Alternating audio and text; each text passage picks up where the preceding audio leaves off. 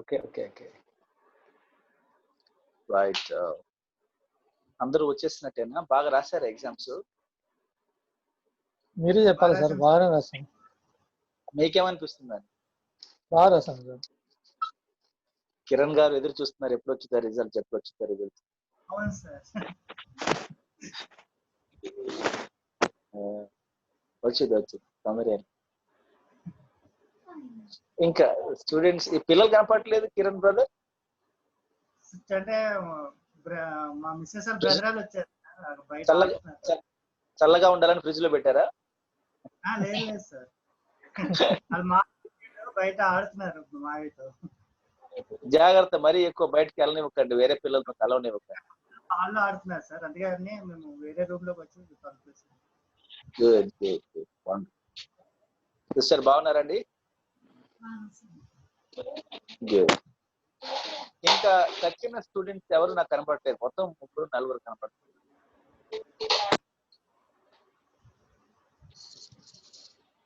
వేరే స్టూడెంట్స్ ఎవరు కనపడలేదు.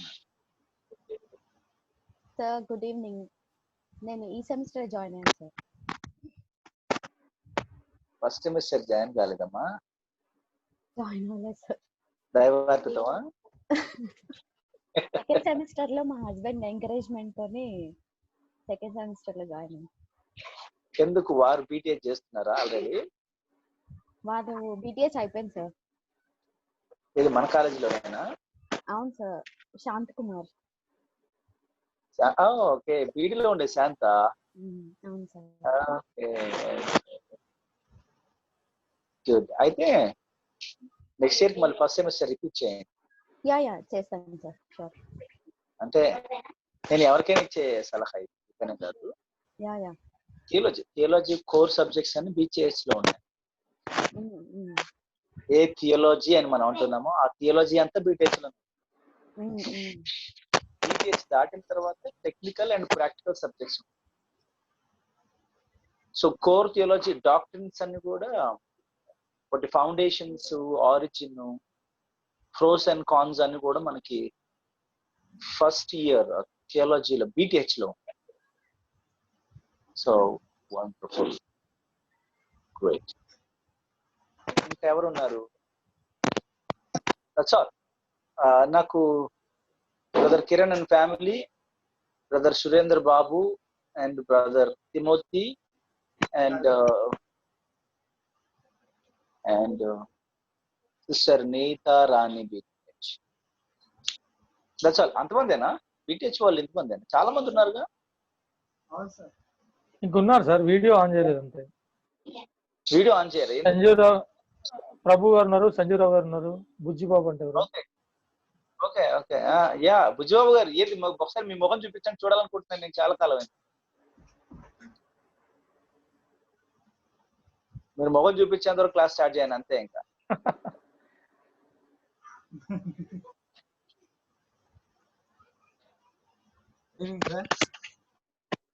ఏది ఎక్కడ సార్? Good evening sir. ఏది ఆత్మసంచారిగా ఆత్మజీవిగా ఎక్కడో ఉన్నారు, కనబడుతున్నారు. ఏంటి మీరు వీడియో ఆన్ చేయకుండా ఏంటి మీరు చేసే పనులు ఇవన్నీ? సంజీవ్ నువ్వు కూడా వీడియో ఆన్ చేస్తలేదు అసలు. మోటివేషన్ రావాలిగా, టీచర్ కి మోటివేషన్ రావాలిగా. ఉండాలా వద్దా? నడిపింపు ఉండాలా వద్దా? మరి మీరు వీడియోలు ఆన్ చేయకుండా నన్ను ఆన్ చేయమంటారు, నేను ఆన్ చేయకపోతేనే ఏడుస్తారు సార్ ఆన్ చేయలేదని. మళ్ళీ మీరేం ఆన్ చేయరు. Right, well then let's start off. మరి ప్రేయర్ చేసుకోండి. మీరు ఆల్రెడీ ప్రేయర్ చేసుకుంటారు కదా, మన కంబైన్డ్ రూమ్ లో ప్రేయర్ చేసుకుంటారు కదా. సరే, ఇంకా ఆల్రెడీ ప్రేయర్ చేసుకున్నారు కాబట్టి లెట్స్.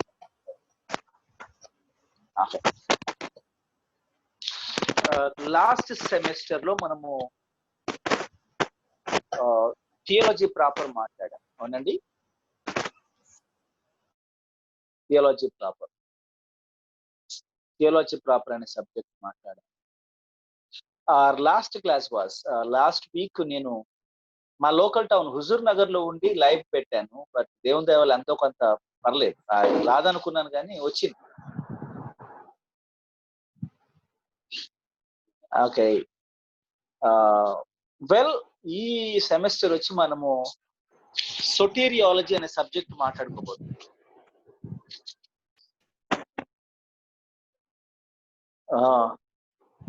అర్లియర్ అయితే I use to teach anthropology. Anthropology ఎవరైనా స్టార్ట్ చేస్తారు మీకు? కేరీ స్టార్ట్ చేస్తారు. Carey sir. Earlier, I used to deal with anthropology, but this year I'm dealing with the soteriology.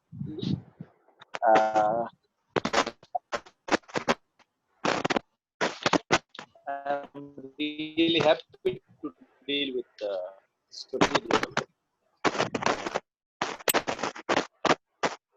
Well, sir, the Greek word soterio.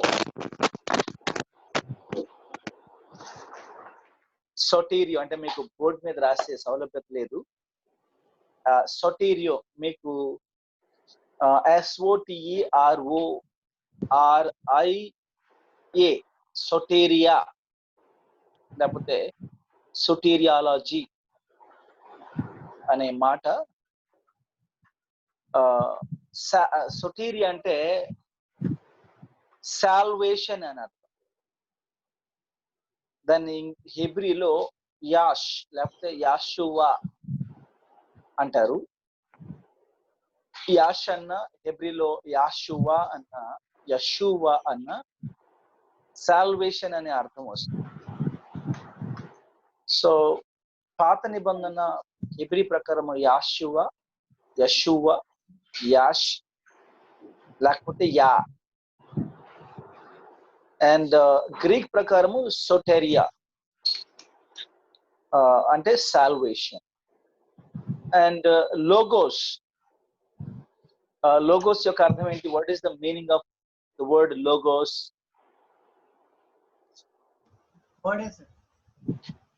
ఏంటి? Word or study of study. Good good. అంటే as a noun the word వస్తుంది. 2 కనోటేషన్స్ ఉంటాయి మనకి. Verb form లో దాని meaning వేరే ఉంటుంది, noun form లో దాని మీనింగ్ వేరే ఉంటుంది. వర్బ్ ఫామ్ ప్రకారము it's word, I mean noun ప్రకారం ఇట్స్ వర్డ్. అదే వర్బ్ ఫామ్ లో అయితే to study, to examine, to explore అనే అర్థాలు వస్తాయి అన్నమాట. So to study or to reason, actually the basic meaning of logos is in a verb form ఏంటంటే to reason అనే అర్థం వస్తుంది. అంటే లాజిక్ అనే పదానికి కూడా లోగోస్ అనేది మూల పదంగా ఉంటుంది. లాజిక్ అనే పదానికి కూడా టు రీజన్ ది సాల్వేషన్ అంటే రక్షణను గురించినటువంటి లోతైన అవగాహన, దాని యొక్క అవసరత, కారణం, నిశ్చయత, పరిధి, వీటన్నిటి గురించి the source of salvation, the reason for salvation, the extent of salvation, ఇవన్నీ మనము ఈ సబ్జెక్ట్ లో మాట్లాడుకోబోతున్నాం. ద మోడ్ ఆఫ్ సాల్వేషన్, ఇవన్నీ కూడా మనం మాట్లాడుకోబోతున్నాం. The means of salvation. అయితే ఈ సబ్జెక్ట్ లో మనం బేసిక్ గా ఎక్కువ ఎంతో కొంత ఈ సబ్జెక్టు దేనికి సంబంధించిందంటే ఆంథ్రపాలజీకి సంబంధించిందే ఉంది. Anthropology is all about man and his origin and sin. It's about sin also. So salvation అని మనం అన్నప్పుడు మానవుని యొక్క పతనం గురించి మాట్లాడతాం. దాన్నే కండెమ్నేషన్ అంటారు. సో కండెమ్నేషన్ గురించి మనం మాట్లాడతాం. The desperate need for salvation. Condemnation గురించి మాట్లాడిన తర్వాత దెన్ కండెమ్నేషన్ అంటే పతనమైపోయాడు, అతడు ఖండించబడ్డాడు, లేకపోతే అపరాధిగా ఎంచబడ్డాడు, కండెమ్డ్, అపరాధిగా తీర్చబడ్డాడు, గిల్టీ గా ఎంచబడ్డాడు. So redemption, we talk about redemption. Redemption తర్వాత ఎలక్షన్ గురించి మాట్లాడతాము. మొత్తము 8 చాప్టర్స్ ఉన్నాయి మనకి ఈ కోర్స్ లో. యాక్చువల్ గా చాలా లెంతీ సబ్జెక్ట్ ఇది, అండ్ చాలా చాలా థియరీస్ మనము డీల్ చేయబోతున్నాము. మన రక్షణకు సంబంధించి మనము ఇంతకుముందు ఎప్పుడు విననటువంటి, ఇంతకుముందు ఎప్పుడు అనుకోనటువంటి సంగతులు మనము ఈ సొటీరియాలజీ అనే సబ్జెక్ట్ లో డీల్ చేయబోతున్నాం. And I hope and pray that పరిశుద్ధాత్మ దేవుడు బోధించే నాకు మనందరికీ బోధించబడుతున్న మనందరికీ చాలినంత గ్రహింపు అవగాహన అనుగ్రహించాలనేది మన ప్రార్థన. ఎందుకంటే మనం ఎంత నేర్చుకునే ప్రయత్నం చేసినా ఆయన గ్రహింపు, ఆ గ్రాహ్యత, ఆ నడిపింపు ఆయన ఇవ్వాలి. ఆయన ఇచ్చినప్పుడు మనకి చక్కగా అర్థం చేసుకోవడానికి ఆయన కృప మనకు కావాలి. సో ఆ కృప లేనిది మనము సరిగా అర్థం చేసుకోలేదు. సో ఈ విషయంలో మనం అందరం కూడా ఆయన వైపు చూడవలసిన వారంగా ఉన్నాం. So the word salvation, soteria in Greek and yash లేకపోతే Yeshua in Hebrew means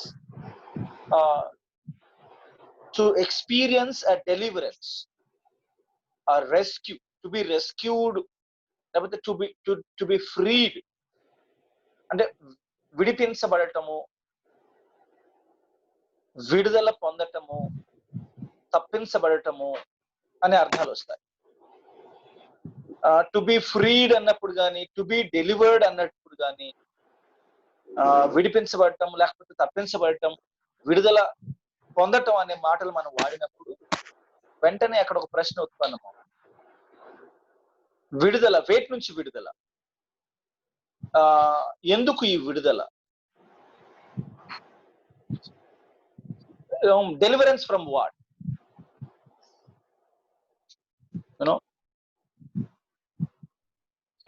saved from what? Rescued from what అనే క్వశ్చన్ వెంటనే మనకి ఉత్పన్నమవుతుంది. దేంట్లో నుంచి నేను రక్షింపబడాలి, విడిపించబడాలి, తప్పించబడాలి?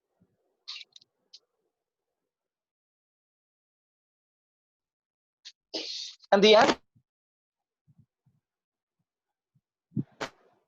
ఆన్సర్ ఏంటి? ఈ సాల్వేషన్ దేవుడు చాలా ఇంపార్టెన్స్ పెడుతున్నాడు. పరిశుద్ధ గ్రంథం అంతట్లో కూడా రక్షణ అనే విషయాన్ని దేవుడు నొక్కి నొక్కి నొక్కి చెప్తా ఉన్నాడు. ఎందుకు అంటే this is the salvation, it is so important that salvation is from sin. దేని నుంచి విడుదల అంటే పాపము నుంచి విడుదల. దేంట్లో నుంచి రక్షణ అంటే పాపములో నుంచి, పాపం యొక్క పర్యవసనాల్లో నుంచి రక్షణ. Deliverance from sin and it's consequences. పాపము నుండి మరియు పాపం యొక్క పర్యవసనాల నుండి రక్షణ. పాపము నుండి, పాపం యొక్క సబ్సిక్వెంట్ రిజల్ట్స్, పర్యవసనాల నుండి విడుదల, విమోచన, వాటి నుంచి తప్పించబడదు. This is what salvation is all about. ఇప్పుడు ఈ సాల్వేషన్ అనే సిద్ధాంతాన్ని మనము సరిగా అర్థం చేసుకోవాలి అంటే బైబిల్ ప్రకారము మానవుని యొక్క పాపం గురించి, ఆ తర్వాత ఆ పాపానికి అతడు న్యాయబద్ధంగా పొందుకోబోయేటటువంటి తీర్పుల గురించి మనం మాట్లాడుకోవాలి. మానవుని యొక్క పాపం గురించి మాట్లాడుకోకుండా, ఆ పాపానికి గల కారణాలు మనం మాట్లాడుకోకుండా, ఆ పాపం యొక్క మూలాలు చర్చించబడకుండా, ఆ పాపం యొక్క తీవ్రత మనం చర్చించకుండా రక్షణ గురించి మనం మాట్లాడలేము. ఇది ఎలా ఉంటది అంటే salvation is like roof. Salvation is roof అవుతే sin becomes the walls and the foundation. ఇప్పుడు మనకి పైకప్పు లెవెల్లో సాల్వేషన్ మనకు అర్థం కావాలంటే ముందు దానికి పునాదులు ఏంటి, దానికి మూలాలు ఏంటి? పాపం. సో పాపం అనే సబ్జెక్ట్ మనకు బాగా అర్థం అవుతే సాల్వేషన్ అనే సబ్జెక్టు, రక్షణ అనే సబ్జెక్టు మనకు బాగా అర్థం.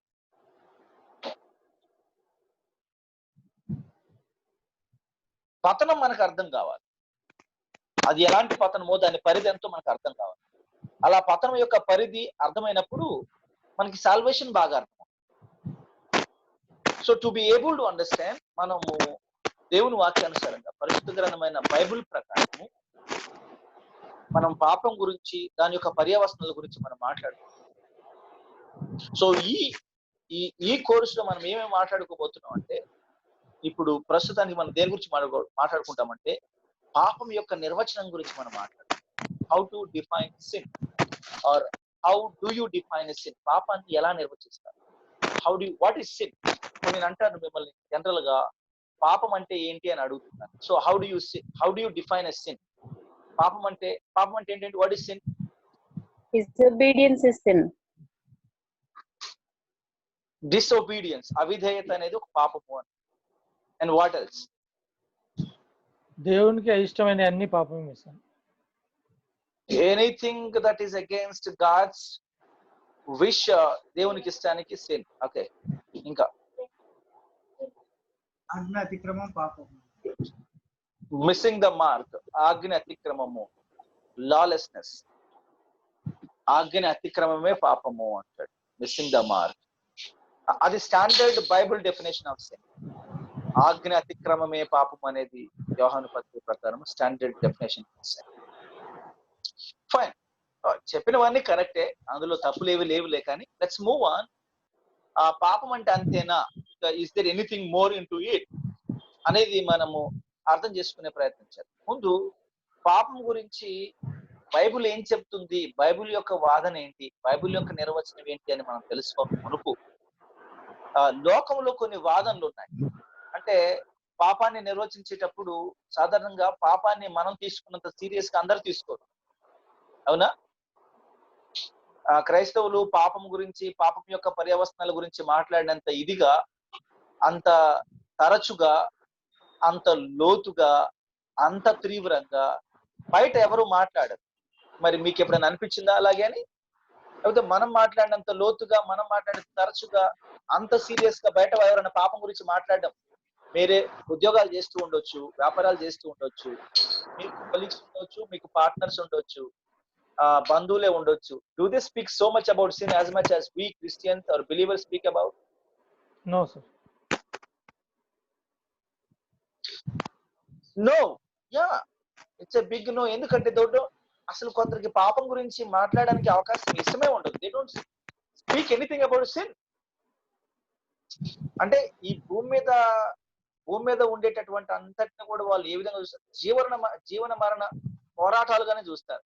ఈ జీవన మరణ పోరాటాల్లో ఇందులో పాపపుణ్యాలు అనేటివి దైవ సంకల్పము, లేకపోతే దైవాధీనము. మనుషులుగా ఇది పాపము, ఇది న్యాయము, ఇది అన్యాయం అంటానికి మనం ఎవరైనా సరిపోము. ఈ జీవన దాన్ని ఏమంటారు, గొలుసులో, ఈ తెలంటారు ఆహారపు గొలుసు అంటారు కదా, ఈ ఫుడ్ చైన్ లో, ఈ జీవన వలయంలో ఖచ్చితంగా న్యాయం ఉంటది, అన్యాయం ఉంటది. కాబట్టి స్టాండర్డ్ గా న్యాయాలు ఏముంటాయి, పాపపుణ్యాలు ఏముంటాయి? పాపపుణ్యాలన్నీ కూడా దైవాధీనము. మనం ఎవరో వాటి గురించి మాట్లాడని సరిపోరు. సో మనకున్న పరిధిలో మనకి న్యాయం అనిపించింది, మనకి పుణ్యం అనిపించింది చేసేసుకుంటూ వెళ్ళిపోవాలి. సో మనకి పుణ్యం అనిపించింది, ఎదుటివానికి పాపం అనిపించవచ్చు, నిమిత్త మాత్రం అయినా పర్వాలేదు. మనకి పాపం అనిపించింది, ఎదుటివాడికి పుణ్యం అనిపించవచ్చు, నిమిత్త మాత్రం అయినా పర్వాలేదు. మన మనసాక్షి ఏది పుణ్యం అనిపిస్తే చేసేసుకుంటూ వెళ్ళిపోవాలా అన్నట్టుగా లోకం పాపాన్ని గురించి మాట్లాడు. అండ్ కొందరు అసలు పాపం గురించి మాట్లాడితే ఒక రకమైనటువంటి వింతగా చూస్తూ ఉంటారు. పాపం ఏంది, పుణ్యాలేంది, పాప పుణ్యాల గురించి ఇది చర్చ ఏంటి అంటే, ఇది ఎవరో ఆన్ లో ఉన్నారు, మ్యూట్ లో పెట్టేసాను కొంతకాలం, బాగా డిస్టర్బెన్స్. Thank you. ఇప్పుడు ఎవరో మ్యూట్ లో పెట్టారు, ఎక్దమ్ క్వైట్ అయిపోయింది. Thank you so much. So ఈ పాప పుణ్యాల ప్రస్తావన తీసుకొచ్చినప్పుడు అదెవరో వయస్సు మళ్ళినటువంటి వాళ్ళు కాటికి కాళ్ళు చాపుకొని కూర్చున్నటువంటి వృద్ధులు మాట్లాడాల్సిన మాటలు, పాప పుణ్యాల గురించి చిన్నపిల్లలు మాట్లాడటం, యవ్వనులు మాట్లాడటం, కుర్రకారు యవ్వనస్తులు మాట్లాడటం, 20 ఏండ్లోళ్ళు 30 ఏండ్లోళ్ళు పాపాల గురించి పుణ్యాల గురించి మాట్లాడుకోవటం విడ్డూరం. మళ్ళీ ఎవరు ఆన్ చేశారు?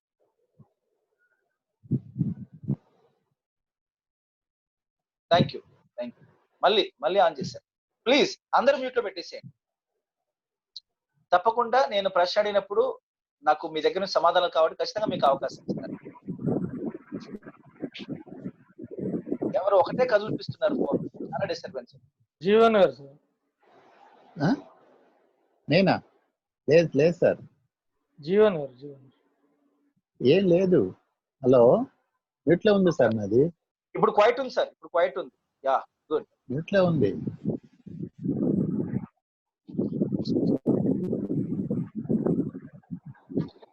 మ్యూట్లో లేదు సార్ మీది. మ్యూట్లోనే ఉన్నాను. జీవన్ గారు, సంజయ్ రావు గారు మ్యూట్ లో పెట్టండి. నాది మ్యూట్లో ఉంది సార్. సార్ సంజయ్ రావు గారు మ్యూట్ లో పెట్టండి. నేను మ్యూట్లో ఉన్నాను. జీవన్, జీవన్ పరాస మ్యూట్ లో అవును లేదు. సార్, మ్యూట్లో ఉన్నాను సార్. సార్ ఇక్కడ మ్యూట్లో ఉన్నా. మ్యూట్లో ఉంటే మాకు ఎట్లా వినపడుతుంది సార్? ఆ? మీరు మ్యూట్ పెట్టే మాటలు మాకు వినపడదు కదా. మ్యూట్ పెట్టండి సార్, మ్యూట్ చేయండి, మీరు మాట్లాడదు. మ్యూట్ చేయండి సార్. మీరు మ్యూట్ లో ఉంటే మీ మాటలు మాకు వినిపించకూడదు. మ్యూట్ చేయండి. సంజయ్ రావు గారు కూడా మ్యూట్ చేయండి సార్.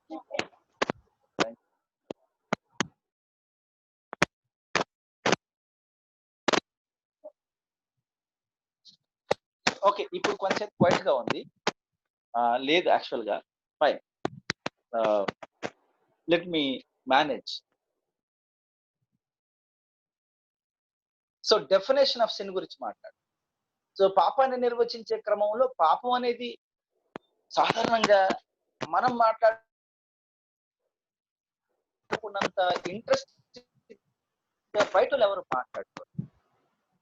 కొందరికి ఇది నవ్వులాటగా అనిపించింది. పాపం ఈ వయసులో వీడు పాపాల పుణ్యాల గురించి మాట్లాడుతున్నాడు ఏంట్రా పాపం. వాళ్ళకి ఆశ్చర్యం అనిపించింది. పాపాలు ఏంది, పుణ్యాలు ఏంది, ఇవన్నీ మనకెందుకు రా, మనం చదివేది చదువుకోవాలా, మనం చేసుకునే పని మనం చేసుకోవాలా, పాప పుణ్యాలు మనకెందుకు రా అంటారు. కానీ వాస్తవానికి పరిశుద్ధ గ్రంథమైన బైబిల్ ప్రకారం మనం పరిశీలిస్తే పాపాన్ని దేవుడు చాలా అత్యంత తీవ్రమైనటువంటి విషయంగా పరిగణిస్తున్నాడు కాబట్టే మనం దీని గురించి మాట్లాడుకోవాల్సి వస్తుంది. సో లోకంలో ఈ పాపాన్ని గురించినటువంటి వాదనలు ఉన్నాయి. ఆ వాదనలో మొదటిది ఏంటంటే డ్యూయలిజం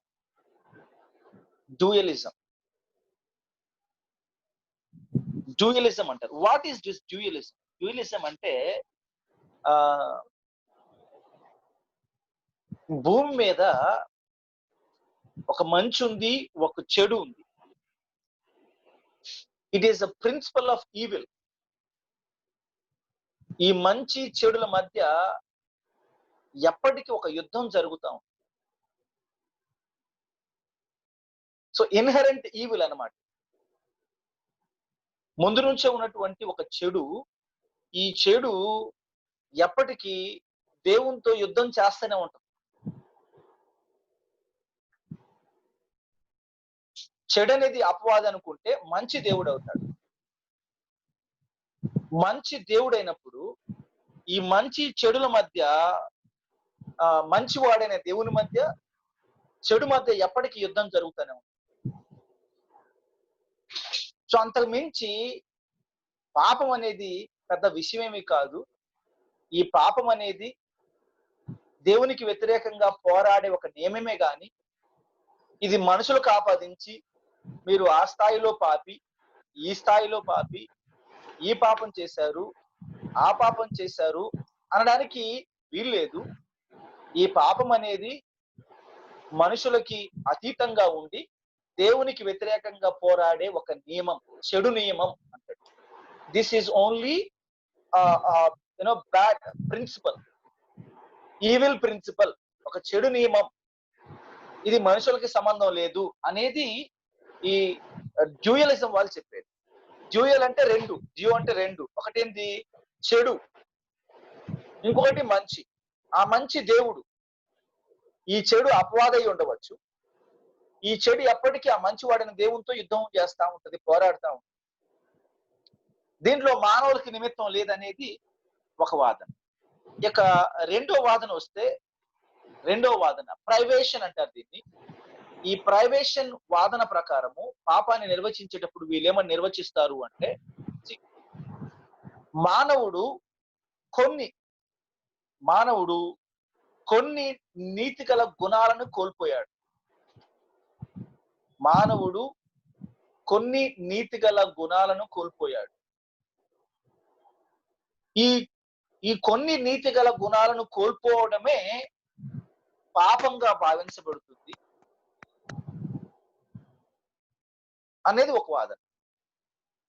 అంటే దీన్ని లోతుగా వాళ్ళు వివరించే ప్రయత్నం చేయరు. అంటే మీరు అన్నారు కొన్ని నీతిగల గుణగణాలని కోల్పోయాడు, పోగొట్టుకున్నాడు అని మీరు అన్నప్పుడు, మరి ఆ పోగొట్టుకున్న లేదా కోల్పోయిన ఆ కొన్ని నీతిగల గుణగణాలను ఏ ప్రాతిపదికన కోల్పోయాడు, పోగొట్టుకున్నాడంటే దానికి సమాధానం వాళ్ళు చెప్పరు. దానికి సమాధానం లేదు. సింపుల్ గా ఏమంటారు, ర్యాండమ్ గా వాళ్ళు ఏమంటారు అంటే కొన్ని నీతిగల గుణగణాలను కోల్పోయాడు. Man is deprived of some righteous attributes or some righteous characteristics and that is a sin అంటారు. ఇక మూడో వాదన ఏముంది అంటే, ఈ మూడో వాదన పాపం అనేది ఒక భ్రమ, ఒక భ్రాంతి. తన గురించి దేవుని గురించి ఆలోచించే క్రమంలో మానవుడు సంహవ్ చరిత్రలో ఏదో రకంగా ఒక భ్రాంతిలోకి నెట్టబడ్డాడు, ఒక దురభిప్రాయంలోకి, ఒక మూఢనమ్మకంలోకి నెట్టబడ్డాడు. ఏంటి ఆ మూఢనమ్మకం అంటే, పాపం అనేది ఒక మూఢనమ్మకం. పాపం అనేది లేదు ఇక్కడ. అదొక నమ్మకం మాత్రమే, మూఢనమ్మకం, ఒక భ్రమ, ఇల్యూషన్ అంటాడు. అసలు పాపం అనే దానికి ఉనికి ఉందనే విషయాన్ని ఒప్పుకోవడానికి కూడా ఇష్టపడినటువంటి వాడు. So that is called illusion theory, privation theory, dualism theory, illusion theory. ఈ మూడు థియరీస్ మనం గుర్తుపెట్టుకోవాలి. మొదటి థియరీ ప్రకారం ఏంటి, పాపం అనేది ఒక ఈవిల్ ప్రిన్సిపల్, చెడు నియమం. ఆ చెడు నియమం దేవునితో పోరాడుతూ ఉంది. రెండవది ఏంటి, మానవుడు తన క్రియల వలన కొన్ని నీతి కలిగినటువంటి గుణగణాలను కోల్పోయాడు, అండ్ దట్ ఈస్ సిన్. అంతకుమించి ఏం లేదు.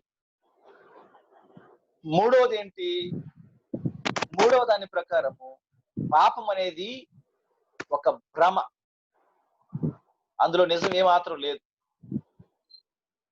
ఎవరో మొత్తానికి ఈ పాపం అనేటటువంటి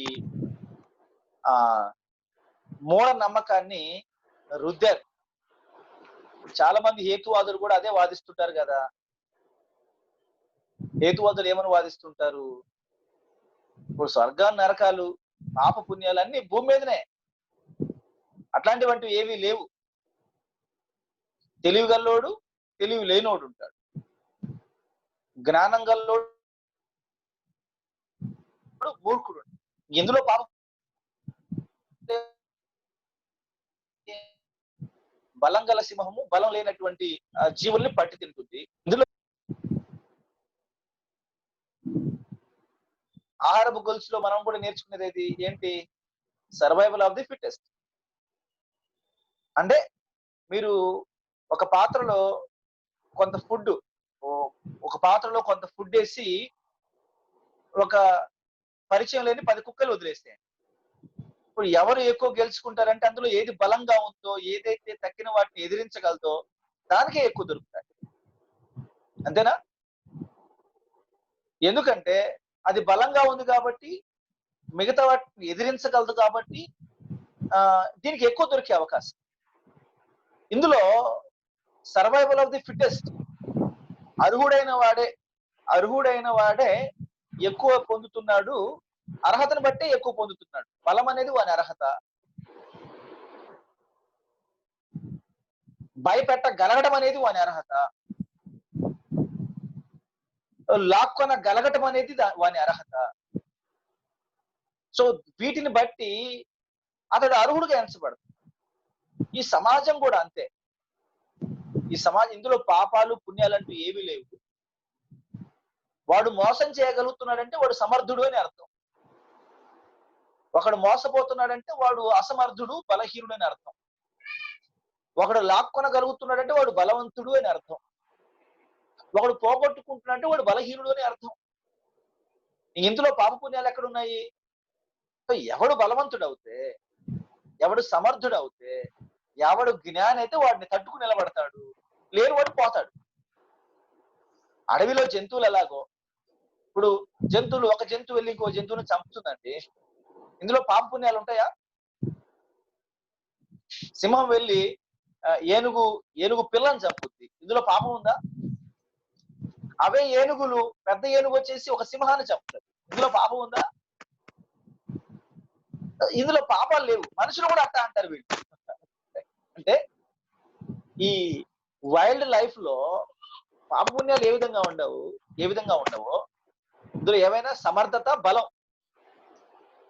ఆ సమర్థత బలం అనే నియమం ఏ విధంగానైతే జంతు ప్రపంచానికి వర్తిస్తుందో, అదే సమర్థత, అదే బలం అనే నియమం మానవ జాతికి కూడా వర్తిస్తుంది. మళ్ళీ కొత్తగా పాప పుణ్యాలు ఏంటి? సంబంధం లేని విషయాలు తీసుకొచ్చి పెడుతున్నారు అనేది మరి అంటే జంతువుల స్థాయికి మానవుణ్ణి దిగజార్చి, జంతువుల స్థాయికి మానవుణ్ణి పోల్చి చెప్పేటటువంటి ఒక దౌర్భాగ్యం ఆధునిక సమాజంలో ఉంది. ఇది మొదటి నుంచి కూడా ఉంటూ వచ్చింది. ఫైన్. మరి లోకంలో ఈ రకంగా 3 థియరీస్ మనం మాట్లాడాం. డ్యూయలిజం గురించి మనం మాట్లాడాం, ప్రైవేషన్ గురించి మాట్లాడాం, ఇల్యూషన్ గురించి మాట్లాడాం. Then what does the Bible have to say about sin? పాపాన్ని పరిశుద్ధ గ్రంథమైన బైబుల్ ఏ విధంగా నిర్వచిస్తుంది? బైబుల్ ఏం చెప్తుంది పాపం? అంటే ఎప్పటికీ మన బైబిల్ ఏం చెప్తుందో కాదు, లోకం ఏం చెప్తుందో కూడా మనకు అవసరమే. ఇప్పుడు మరి మీరు ఎవరైనా అంతకుముందు మొదటి నుంచి క్రైస్తవ కుటుంబాల్లో, క్రైస్తవ నేపథ్యాల్లో పుట్టినవారు కాకుండా కొంతకాలం మట్టుకు హైందత్వంలో ఉండి ఆ తర్వాత ఎప్పుడైనా మారు మనసు పొంది వయస్సు పెరిగినాక మారు మనసు పొంది ప్రభులోకి వచ్చిన వాళ్ళు అవుతే వాళ్ళు ఖచ్చితంగా గుడులు, గోపురాలు తిరిగిన అనుభవాలు, యాత్రలు, మొక్కులు తీర్చుకునే అనుభవాలు ఉంటాయి. అలాంటి వాళ్ళు ఎవరైనా ఉంటే వాళ్ళు స్పందించవచ్చు, ఎవరైనా ఉంటే. ఇప్పుడు థ్యాంక్ యూ కిరణ్ గారు. మీకు కొన్ని ప్రశ్నలు సాధారణంగా లాయర్ ఎప్పుడు అడుగుతా ఉంటాడు, ఈసారి నేను అడుగుతాను, సర్దుకోండి. ఇప్పుడు బోన్ లో మీరున్నారు, రైట్? అయితే చెప్పండి, మీరు భక్తిలో ఏ భక్తి చేసేవారు నాకు తెలియదు, కానీ మీరు ఎన్నో చోట్లకి మొక్కులకి వెళ్ళి ఉంటారు, గుళ్ళకి, గోపురాలకు వెళ్ళి ఉంటారు. మరీ తీర్థయాత్ర రేంజ్ లో కాకపోయినా వెళ్ళి ఉంటారు ఖచ్చితంగా. ఈ హైదరాబాద్ లో అయితే చిలుకూరు బాలాజీ అనో, లేకపోతే విజయవాడ అయితే కనకదుర్గనో, తిరుపతినో, లేకపోతే ఎటో ఇటు వెళ్ళి ఉంటారు. మీరు వెళ్ళినప్పుడు ఆన్ ద వే గాని వచ్చేటప్పుడు గాని అక్కడ వెళ్ళిన తర్వాత ఎవరైనా బోధకులు పాపం గురించి, పాపం యొక్క పర్యావసనాల గురించి, పాపం యొక్క మూలాల గురించి, దానికి గల కారణాల గురించి, ఆ పాపం నుంచి తప్పించడానికి దేవుడు మీకోసం చేసినటువంటి త్యాగాల గురించి, ఆ పాపం నుంచి తప్పించబడకపోతే ఉండేటటువంటి శిక్షల గురించి ఎవరైనా మీతో ఎవరైనా మాట్లాడారా? ఒక్కసారైనా మాట్లాడారు? ఆ భక్తి చేసే రోజుల్లో లేదండి, ఒకసారి కూడా లేదా?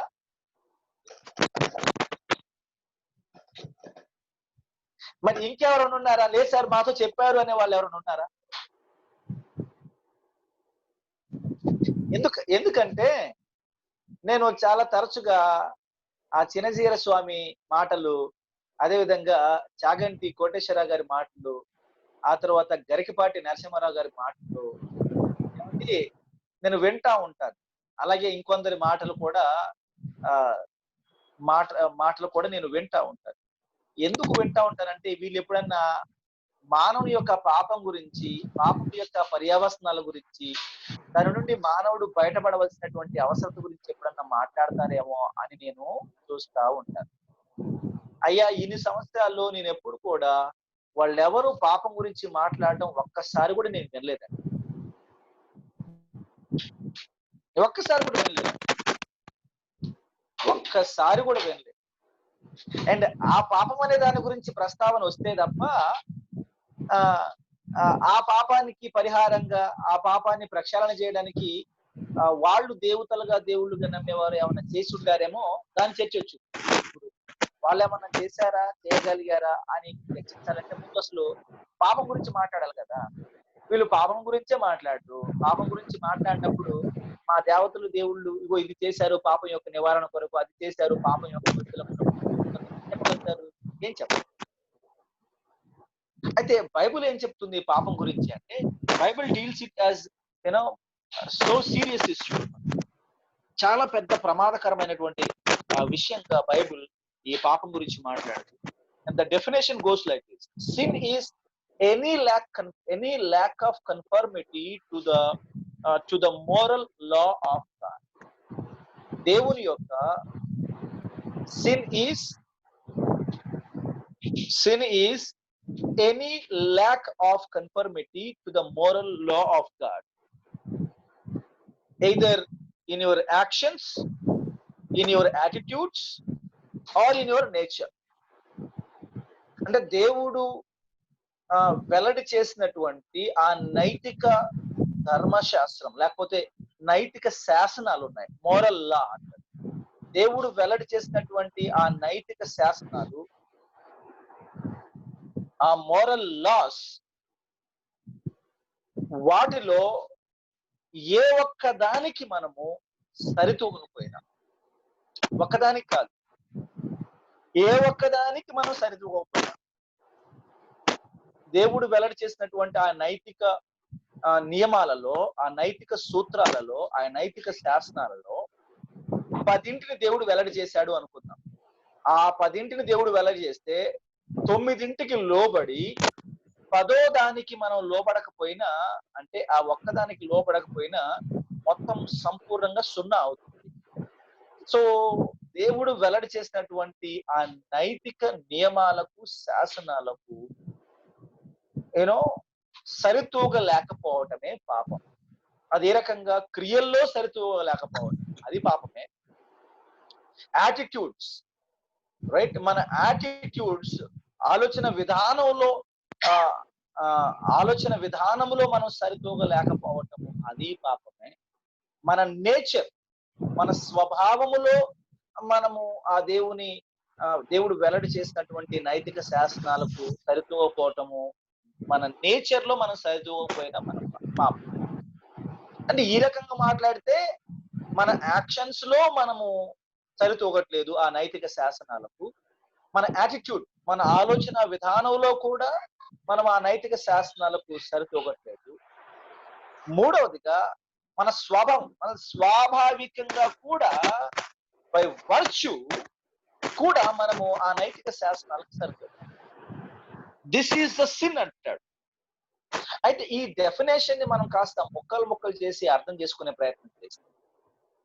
అంటే యాజ్ ఎ హోల్ మనకు అర్థంగా అయ్యి ఉండదు, బట్ నేను వివరించే ప్రయత్నం చేసినా అది అసంపూర్ణంగానే ఉంది, అది నాకు కూడా అర్థం అవుతుంది.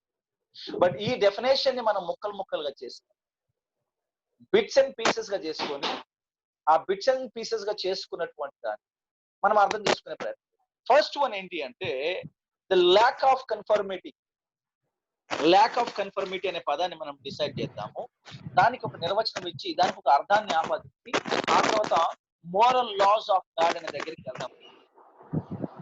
ఇప్పుడు రోమపత్రిక 3వ అధ్యాయం 23వ వచనం. What is return in Romans chapter 3 verse number 23?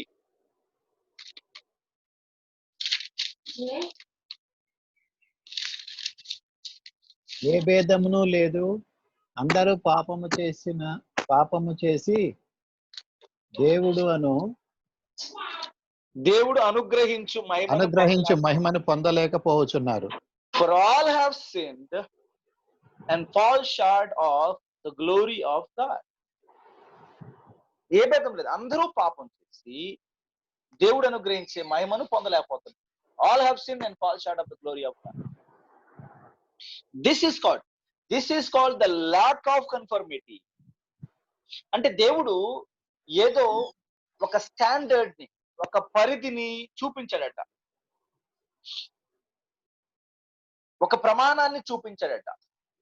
ఆ దేవుడు చూపించినటువంటి ఆ ప్రమాణానికి అందుకోలేక, ఆ స్టాండర్డ్ కి, ప్రామాణికతకు సరి తూగలేక, సరిగా ఎదగలేక, ఆ స్థాయి వరకు చేరుకోలేక మానవుడు పతనమైపోయాడట. ఆ పాయింట్ ని ఇందాక మన బ్రదర్ కిరణ్ చెప్పినట్టు, missing the mark.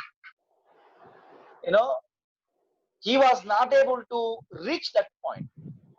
Not up to the mark అనే పదాన్ని మనం తరచుగా వాడుతుంటాం యాజ్ అన్ ఇడియం. తెలుగు మాట్లాడేవారు కూడా సాధారణంగా is not up to the mark, his performance was not up to the mark అన్నట్టుగా మాట. Not up to the mark అంటంలో గాడ్ సెట్ ఎ స్టాండర్డ్, ఒక మార్క్ సెట్ చేశారు. ఆ మార్క్ సెట్ చేస్తే but man was not able to reach that mark, never was able to reach that mark in the entire history of humanity. ఇప్పటి విషయం కాదు, ఇప్పటి సంగతి కాదు. ఇది ఒకరి గురించి మనం మాట్లాడట్లా.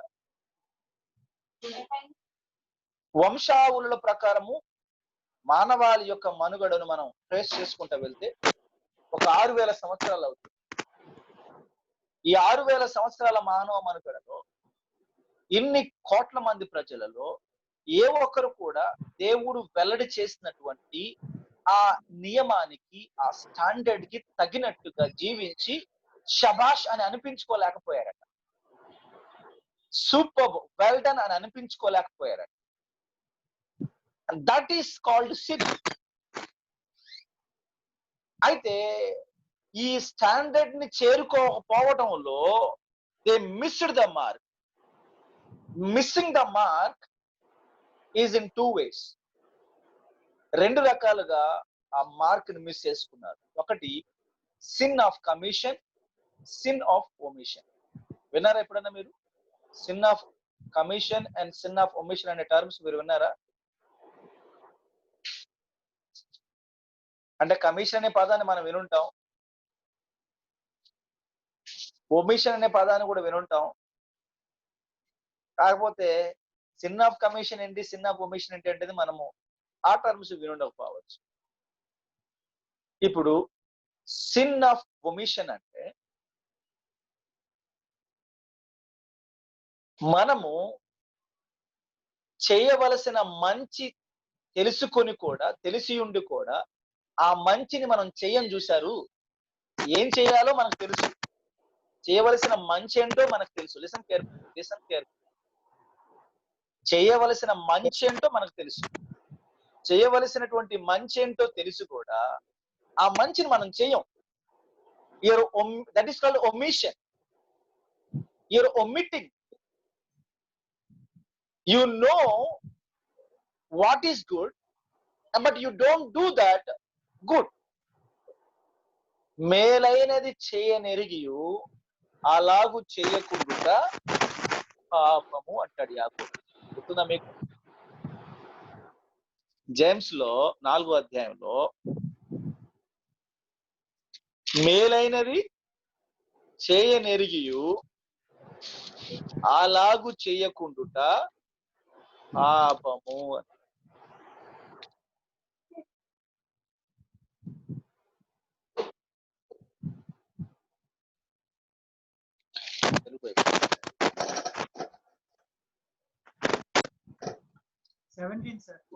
ఏదో ఒకటి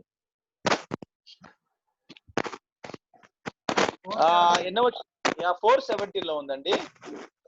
కాబట్టి మేలైన చేయనిదియు అలాగు చేయని వానికి పాపము కలుగును.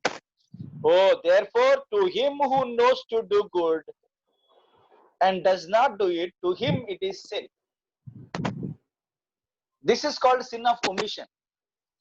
Why do you call it sin of omission? ఎందుకు అంటున్నారు దీన్ని అంటే, knowingly you are ignoring it, knowingly omitting it. తెలిసుండి కూడా ఏం చేస్తున్నారు? నిర్లక్ష్యం చేస్తున్నారు. తెలిసి కూడా దాన్ని చేయడానికి ఆసక్తి చూపించడు, తెలిసి కూడా దాన్ని ప్రక్కన పెడతాడు. అందుకని దీన్ని ఏమంటారు అంటే సిన్ ఆఫ్ ఒమిషన్ అని. అలాగే సిన్ ఆఫ్ కమిషన్ ఉంటుంది. సిన్ ఆఫ్ కమిషన్ అంటే ఏంటి? ఏది పాపమో తెలిసిండి కూడా అది చేయకూడదు అని తెలిసిండి కూడా చేయడాన్ని sin of commission. Sin of omission అంటే మంచి తెలిసి ఉండి కూడా మంచి చేయకపోవటం సిన్ ఆఫ్ ఒమిషన్ అవుతే sin of commission. Hebrews chapter 10:26.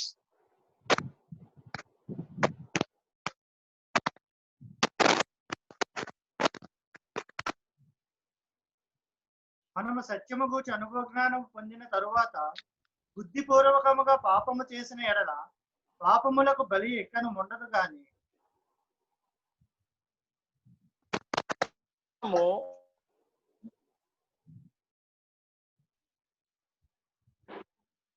Okay, right.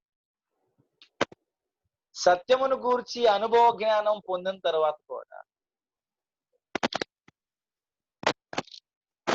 తెలిసిన తరువాత కూడా, బుద్ధిపూర్వకంగా అది తప్పని తెలిసిన తర్వాత కూడా, ఒప్పని తెలిసి కూడా చేయకపోతేనేమో సిన్ ఆఫ్ ఒమిషన్ అవుతుంది.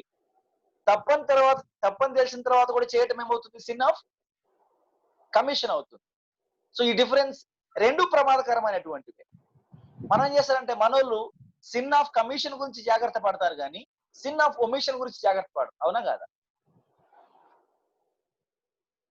మేము తప్పని తెలిసింది కాబట్టి చేయలేదండి అయ్యగారు అంటారు. కరెక్టే, తప్పని కాబట్టి చేయలేదు మీరు. మరి ఒప్పని తెలిసినప్పుడు ఎందుకు చేయలేదు?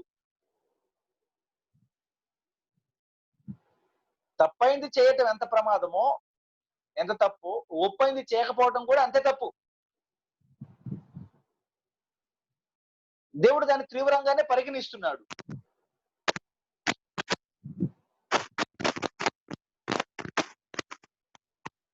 Right? So this is the difference between sin of commission and sin of omission. చాలా మంది సిన్ ఆఫ్ ఒమిషన్ లో జాగ్రత్త పడతారు, ఐ మీన్ కమిషన్ లో జాగ్రత్త పడతారు, సిన్ ఆఫ్ ఒమిషన్ లో జాగ్రత్త పడతారు. నేను ఒక్కడిని ఎందుకు చేయాలి, నేనే ఎందుకు చేయాలి అనే ధోరణి ఒకటి ఉంటుంది అన్నమాట. సో ఈ రకంగా somehow they miss the mark.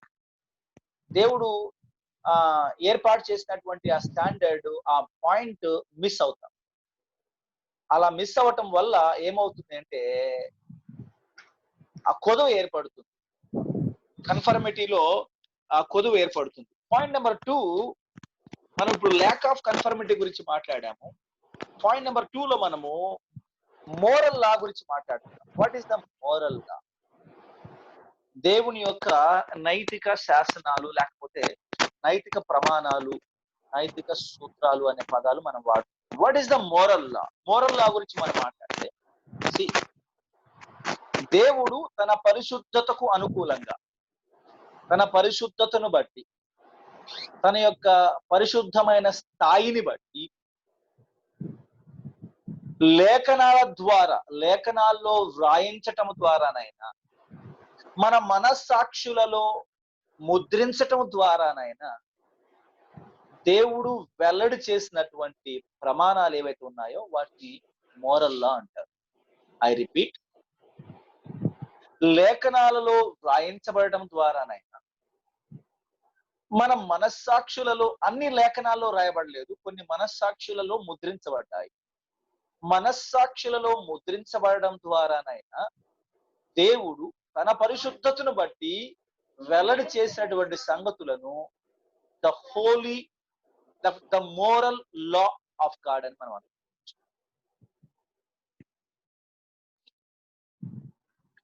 దేవుడు చాలా సంగతులు పరిశుద్ధ గ్రంథమైన బైబిల్లో రాయించాడు. ఎక్స్ప్లిసిట్ గా రాయించాడు. అంటే ఎలాంటి అరమరికలు లేకుండగా very clear in the language. So we have term so solid గా, అథారిటేటివ్ టర్మినాలజీ తోటి క్లియర్ గా మన కొరకు ఎక్స్ప్లిసిట్ గా రాయించాడు. బట్ కొన్ని విషయాలు వచ్చేటప్పటికి అవి ఎక్స్ప్లిసిట్ గా లేఖనాల్లో రాయబడలేదు, కానీ ఇంప్లిసిట్ గా మన మనస్సులలో ముద్రించబడి ఉన్నాయి. మన మనస్సులలో ముద్రించబడి ఉన్న సంగతులను కూడా దేవుడు లెక్క తీసుకుంటాడు. కొందరికేమో ఈ తన పరిశుద్ధ గ్రంథమైన బైబిల్లో దేవుడు స్పష్టంగా రాయించిన సంగతులు ప్లస్ మన మనస్సాక్షుల మీద ఆయన ముద్రించిన సంగతులు, ఈ రెండిటి ఆధారంగా దేవుడు మన నుండి అకౌంట్ తీసుకుంటాడు, జవాబుదారితనాన్ని కోరుకుంటాడు, అకౌంట్ లెక్క తీసుకుంటాడు. ద మోరల్ లా, చాలా మందికి ఎక్స్క్యూజ్ ఏంటంటే, అయ్యా మీరు ఎక్స్ప్లిసిట్ గా రాయించినటువంటి బైబుల్ నా దగ్గర లేదు. మీరు ఎక్స్ప్లిసిట్ గా రాయించినటువంటి బైబుల్ నేను ఎప్పుడు చదవలేదు. మీరు ఎక్స్ప్లిసిట్ గా రాయించినటువంటి ఆ పరిశుద్ధ గ్రంథం ఏది ఎవడు మాకు ఇవ్వలేదు, ఎవడు మాకు చెప్పలేదు, మేము ఎప్పుడు వినలేదు. అలా ఎక్స్ప్లిసిట్ గా రాయించబడినటువంటి బైబుల్ మాకు అందలేదు, వినలేదు, చదవలేదు అని చెప్పి ఎక్స్క్యూజ్ చెప్పే వారి కొరకు రెండవ నియమం ఏమొస్తుంది వర్తిస్తుందండి? ఇంప్లిసిట్ గా మీ మనస్సాక్షుల మీద కొన్ని సంగతులు రాయబడ్డాయి కదా, మాకు లేఖనం అందలేదు, బైబిల్ అందలేదు అంటున్నారు సరే, కానీ ఇంప్లిసిట్ గా మీ మనసులలో కొన్ని సంగతులు నేను ఆల్రెడీ పెట్టాను. మీ మనసులలో నేను రాసిన సంగతులు ఆల్రెడీ. ఇప్పుడు రోమపత్రిక 2వ అధ్యాయం ప్రకారం, రోమన్స్ చాప్టర్ 2 ప్రకారము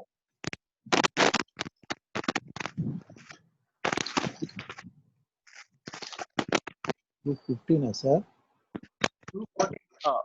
yes, give me a minute sir, I'm coming to chapter 2 verse number 15 అండి.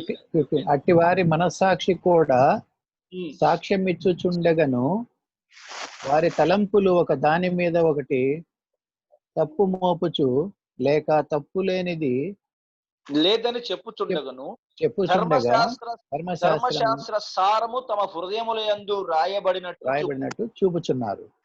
అంటే వారికి ఎక్స్ప్లిసిట్ గా రాయబడినటువంటి ధర్మశాస్త్ర గ్రంథం వాళ్ళకి అందలేదులే గాని, వాళ్ళకి అందలేదు, ఈ అన్యజనులకు తెలియదు, వారు ఎప్పుడు దాన్ని చదవను లేదు. కానీ వాళ్ళ హృదయాల మీద ధర్మశాస్త్రం రాయబడుతుంది. అంటే ఇన్ని సంగతులు అయితే ఉండవు కానీ బట్ ఎన్నో కొన్ని సంగతులు దేవుడు ప్రతి మనిషి హృదయం మీద ఇంప్లిసిట్ గా సంగతులు రాశాడని మనకు అర్థమవుతుంది. సో దేవుడు శిక్షను శిక్షను చేసేటప్పుడు, జడ్జిమెంట్ లోకి వచ్చినప్పుడు he will take account of all these things.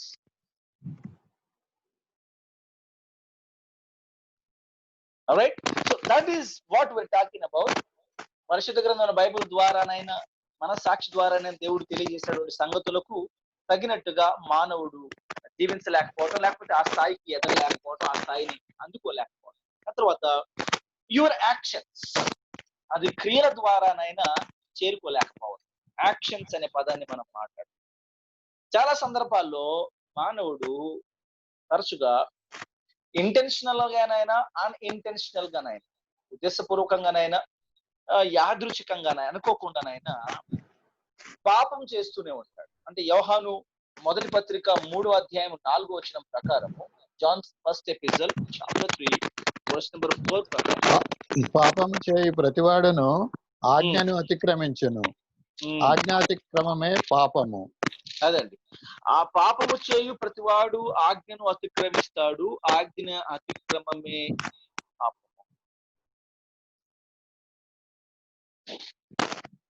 So క్రియల ద్వారా అనుకోని చేసినా అనుకోకుండా చేసినా ఈక్వల్లీ గిల్టీ. గట్టిగా మాట్లాడు. సువార్త విని నమ్మకపోయినా, వినకుండా నమ్మకపోయినా తీర్పు ఒకటే ఉంటుంది.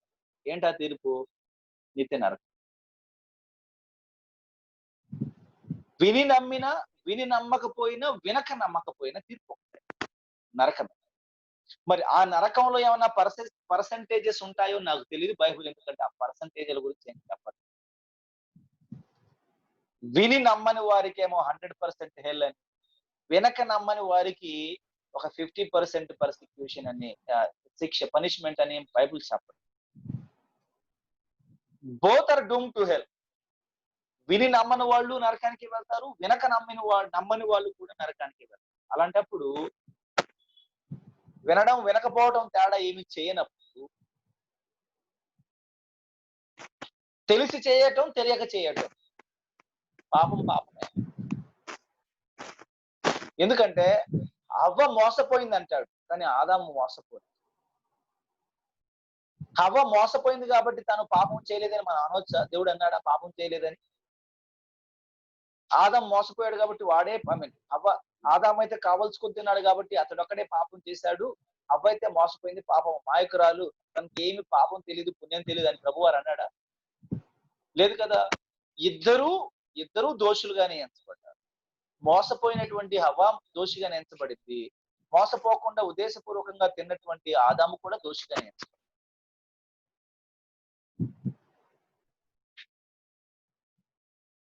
సో నిత్యమైనటువంటి శిక్షను గూర్చిన తీర్పు వచ్చినప్పుడు మాత్రం పరిస్థితి ఎలాగ ఉంటుంది? నిత్య తీర్పుకు సంబంధించి, నిత్య శిక్షకు సంబంధించి, నిత్య నరకానికి సంబంధించి తీర్పులు ఈ రకంగానే ఉంటాయి, ఇలాగే ఉంటాయి. తెలిసి చేసినా తెలియక చేయకపోయినా తీర్పు ఒకటే ఉంటుంది. విని నమ్మకపోయినా వినక నమ్మకపోయినా తీర్పు ఒక రకంగా ఉంటుంది. సో మన క్రియల ద్వారా పాపం జరుగుతుంది. రెండవది అవర్ యాటిట్యూడ్స్, ఆలోచన విధానం ద్వారా, thoughts and motives and internal desires, ఆలోచనలు, ఉద్దేశాలు, అంతర్గత కోరికలు, వీటి ద్వారా కూడా మనం పాపం చేస్తూనే ఉంటాం. వీటి ద్వారా కూడా మనం దేవుని ఎదుట దోషులుగా తీర్చబడుతూ ఉంటాం. కపుల్ ఆఫ్ రెఫరెన్సెస్ మనం చదువుకుందాం ప్రియులారా. Let us go over a read. Jeremiah chapter 17 verse number 9, the most famous verse of the Bible. హృదయం అన్నిటికంటే మోసకరమైనది, అది ఘోరమైన వ్యాధి కలది, దాన్ని గ్రహింపగలవాడు ఎవడు? కానీ ప్రవర్తనను బట్టి వాని క్రియలో ఫలము చొప్పున ప్రతీకారము చేయుటకును యెహోవాను నేను. మనకి 9వ వచనం చాలు. The heart is deceitful above all things and desperately wicked. Who can know it?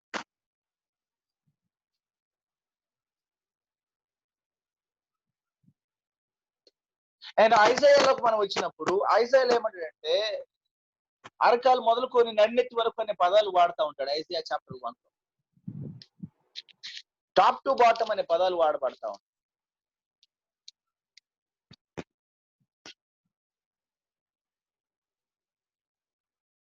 The whole head is sick and the whole heart faints.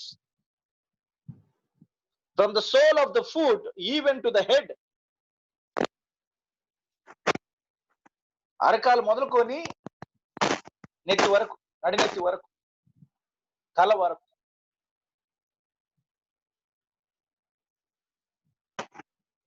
అంటే మన ఆలోచనలో మనం ఏ స్థాయిలో తప్పిపోయి ఉన్నాము, మన తలంపులు అంటామో ఉద్దేశాలు అంటామో, మన తలంపులు ఉద్దేశాలలో ఏ స్థాయిలో తప్పిపోయి ఉన్నామో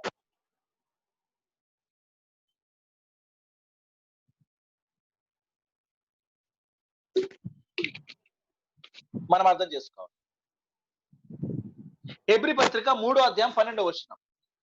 హీబ్రూస్ 3:12. సహోదరులారా, జీవము గల దేవుని విడిచిపోవునట్టి విశ్వాసము లేని దుష్ట హృదయం మీలో ఎవని యందైనను ఒకవేళ ఉండునేమో అని జాగ్రత్తగా చూసుకొనుడి. But exhort to one another daily while it is called to Hebrews chapter 3 verse number 12. Okay, beware brethren, lest there be in any of you an evil heart of unbelief in departing from the living God. So హృదయాలు, ఆలోచనలు, తలంపులలో మానవుడు ఏ స్థాయిలో దేవుడు వెల్లడి చేసినటువంటి నైతిక నియమాలకు, వెల్లడి చేసినటువంటి నైతిక ప్రమాణాలకు దిగువన పడిపోతున్నాడో, వాటిని అందుకోలేకపోతున్నాడో మనకి నిరూపితం అవుతుంది. క్రియల్లో పతనమైపోయాడు, క్రియల్లో దొరికిపోతున్నాడు, క్రియల్లో తక్కువ అయిపోతున్నాడు, తేలిపోతున్నాడు, ఆలోచనల్లో తేలిపోతున్నాడు, ఉద్దేశాలలో తేలిపోతున్నాడు. మరి ఇప్పుడు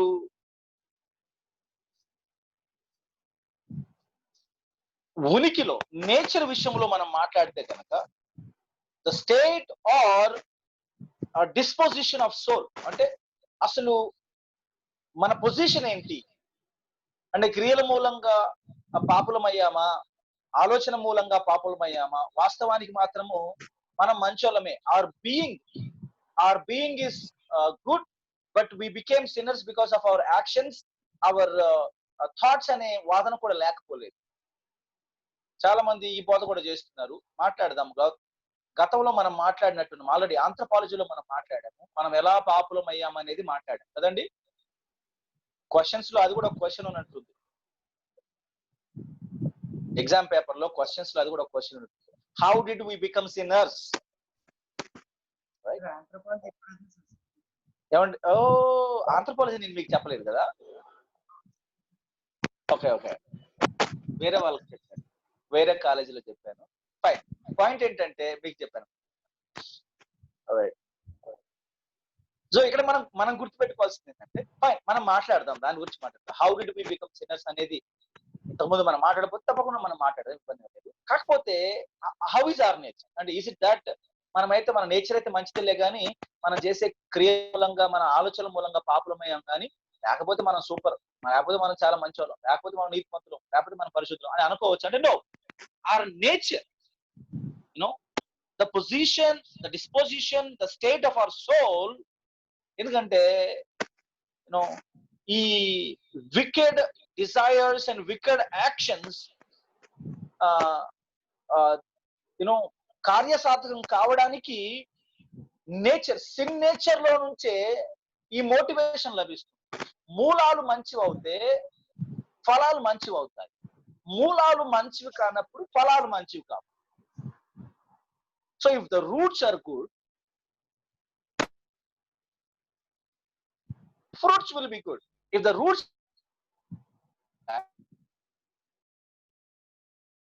and so shall be the fruits. So if we number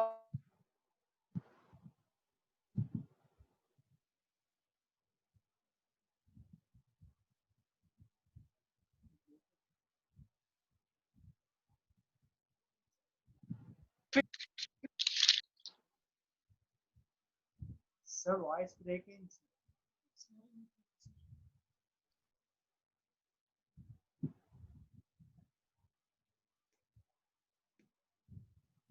can you hear me, my brothers? Sir, We did? repeat. Okay, cut అయిపోయి మళ్ళీ వచ్చింది. Yes, thank you. No problem, I'll repeat. Ephesians chapter 2 verse number 1 లో మనం చదువుతాం. And you he made alive who were dead in trespasses and sins. And you he made alive who were dead in trespasses and sins. పాపముల చేతను అపరాధముల చేతను చచ్చిన వారై ఉంటగా ఆయన మిమ్మల్ని జీవింపచేశాడు. నేచర్ గురించి మనం మాట్లాడితే, that is our position, that is our state, that is our disposition. మన పొజిషన్ అది, యాక్చువల్ గా మన స్థితి అది. పాపముల చేత అపరాధముల చేత చచ్చిన స్థితి అనం.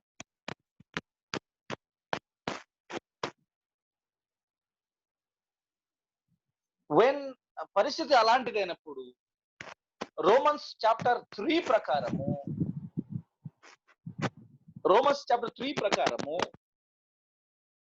స్వభావాన్ని గురించి మాట్లాడుతూ ఉంటాడు 3వ అధ్యాయంలో 9వ వచనములో నుంచి మనం చదువుకుంటే కనుక ఆయన ఏమంటాడు అంటే, what then are we better than, let's move down, ఇంకొంచెం మనం కిందికి వచ్చి చదువుకుందాం 9వ వచనం నుంచి 10వ వచనం వరకు.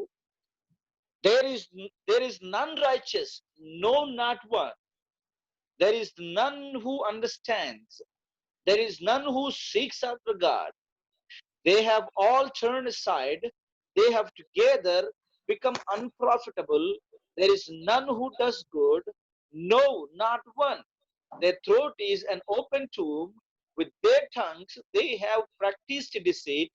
The poison of asps is under their lips. And he goes on to discuss 18th verse లో, there is no fear of God before their eyes. అంటే ఈ స్థాయిలో వారు పట్టబడి ఉన్నారు, ఇంత పతనావస్థలో ఉన్నారు అని మానవుని యొక్క స్వభావాన్ని గురించి, వాస్తవ స్థితి గురించి మాట్లాడుతున్నారు. The actual position of man before God, the actual status of man before God. అన్నిట్లో పతనమై ఉన్నాడు.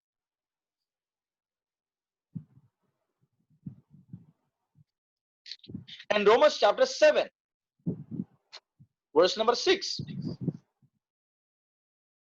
But now we have been delivered from the law, having died to what we were held by, so that we should serve in the newness of the Spirit and not in the oldness of the letter. Verse number 8 to 11. But sin, taking opportunity by the commandment, produced in me all manner of evil desire. For apart from the law, sin was dead. I was alive once without the law, but when the commandment came, sin revived and I died. And the commandment which was to bring life, I found to bring death. For sin, taking occasion by the commandment, deceived me, and by it killed me. And positionally speaking,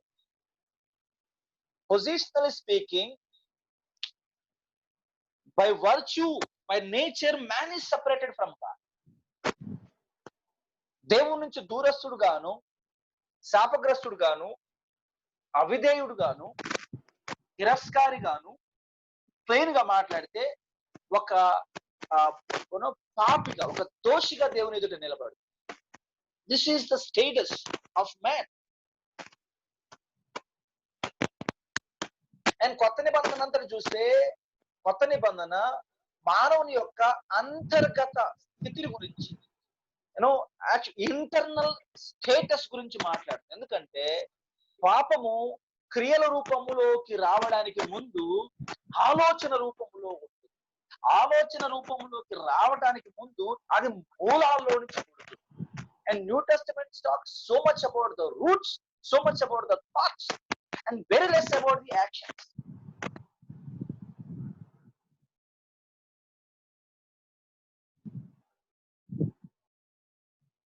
Very less about the actions.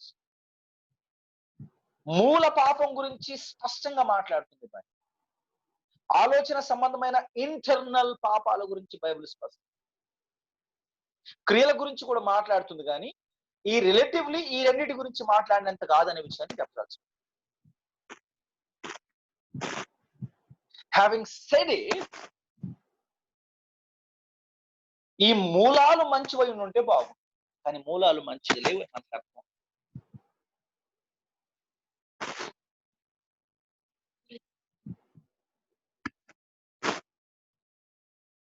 Bible ప్రకారము పాపము మానవుని యొక్క సోల్లో, ప్రాణములోనే, ఉనికిలోనే పాపం ఉన్నట్టుగా మాట్లాడుతుంది. ఎందుకంటే మానవుడు పాపాన్ని గురించి తెలుసుకోకపోయినా, తాను పాపాన్ని గుర్తించినటువంటి స్థితిలో నుండి తాను గుర్తించలేకపోయినప్పటికీ కూడా his soul is sinful.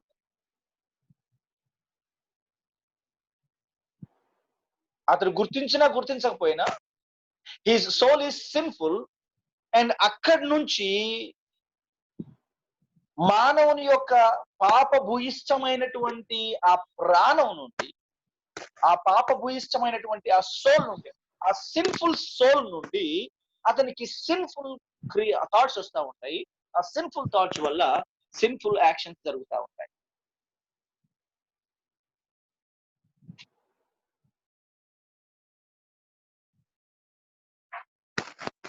And మానవుడు he is guilty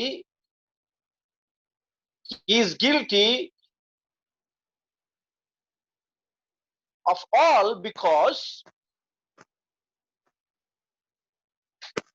తాను చేసే క్రియల మూలంగా కాదు. అందుకని ఆర్సి స్ప్రౌల్ అనబడినటువంటి భక్తుడు ఏమంటాడు అంటే, ఆర్సి స్ప్రౌల్ గారు, we are sinners not because we sin because we are sinners. We are sinners not because we sin because we are sinners. మనమేదో క్రియల మూలంగా పాపం చేశాము కాబట్టి పాపులము కాదు, పాపులము కాబట్టే పాపం చేస్తాం. Men are sinners before God because of what they are primarily, and secondarily by what they do. You and I are sinners before God because of what we are and what we do. మనం ఏమై ఉన్నామో దాన్ని బట్టే దేవుని ఎదుట పాపులుగా ఉన్నాము. మనం ఏం చేస్తున్నామో దాన్ని బట్టి కూడా పాపులుగా మారు.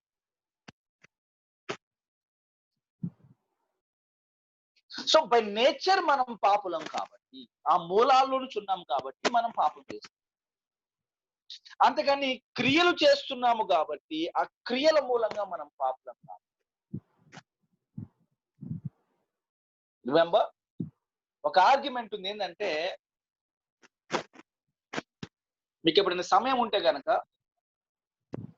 మీకు సమయం ఉంటే పోయిన ఆదివారం మా బైబుల్ గాస్పల్ చర్చ్ యూట్యూబ్ ఛానల్లో ఈ పాపం, మనం ఎలా పాపులమయ్యాము అనే దాని గురించి ఒక సెర్మన్ చెప్పాను.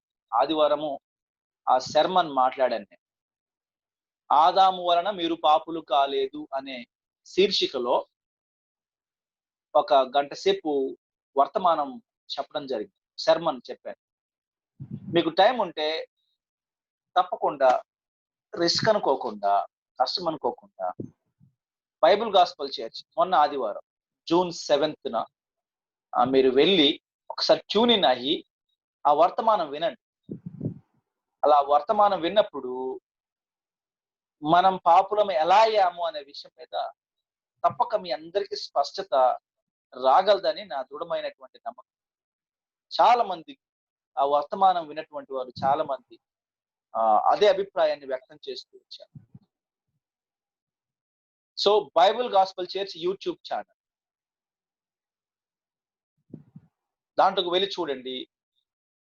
థంబ్నెయిల్స్ కనపడతా ఉంటాయి, నేను స్పష్టంగా థంబ్నెయిల్స్ లో కనపడతా ఉంటాను. So you can watch it.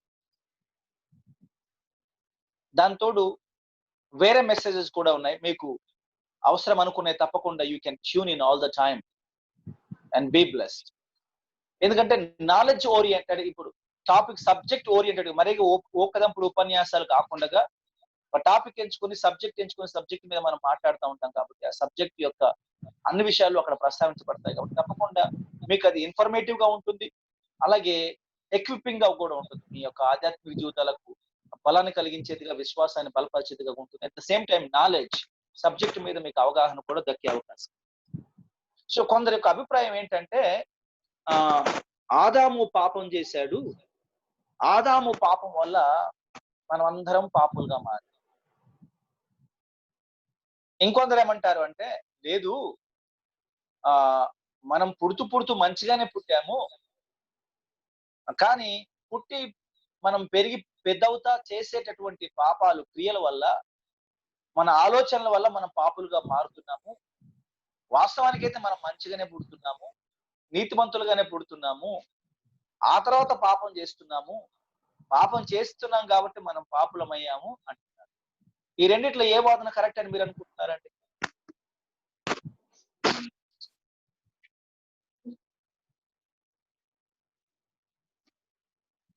ఆదాము చేసిన పాపం వల్ల మనం పాపులమయ్యామని ఒక వాదన.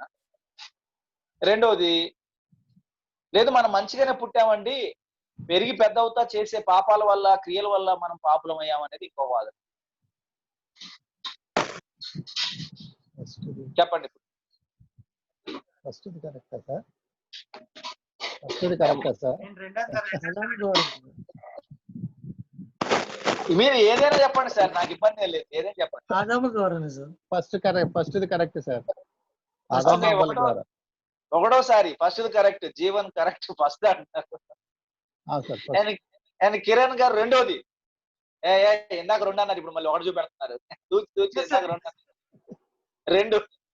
రెండోది గుడ్.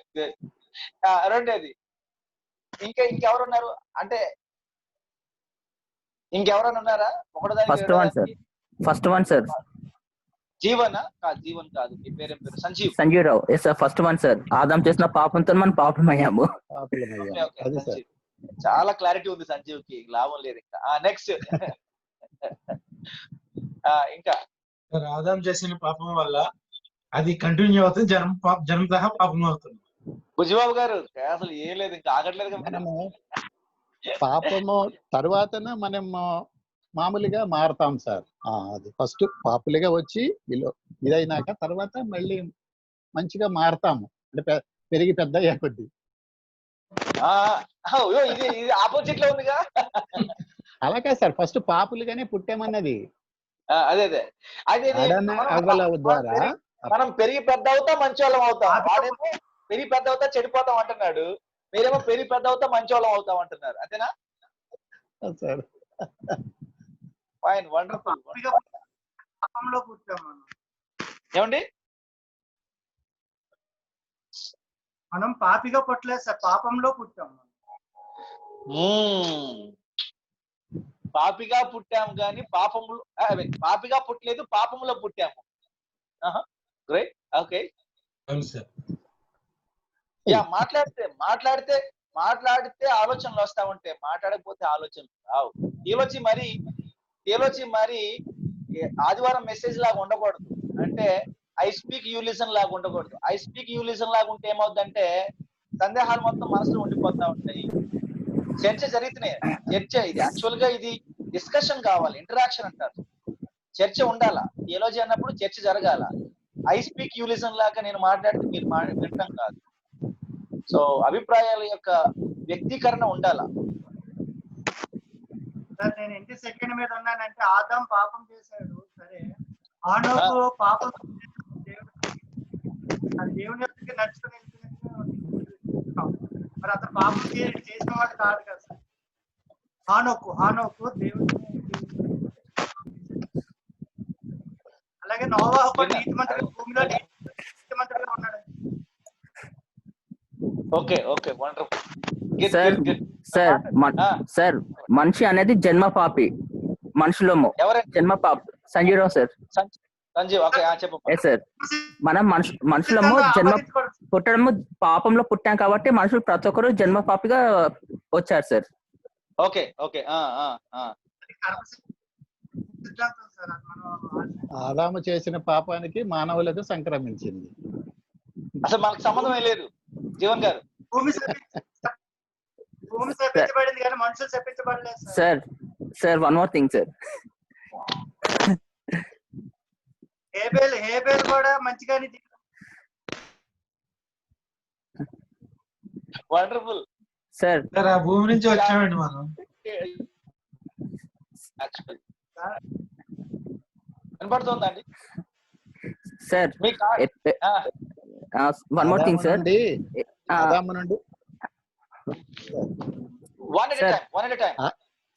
సార్ ఏం లేదు, మనకు యేసు ప్రభుని సిలువ వేసినప్పుడు సార్ ఆకాశంలో ఒక పెద్ద యుద్ధం జరుగుతుంది సార్. ఏంది కనిపించింది నీకు? సార్ లిజన్ సార్, ఇదేందయ్యో ఇది కొత్తగా ఉంది సార్.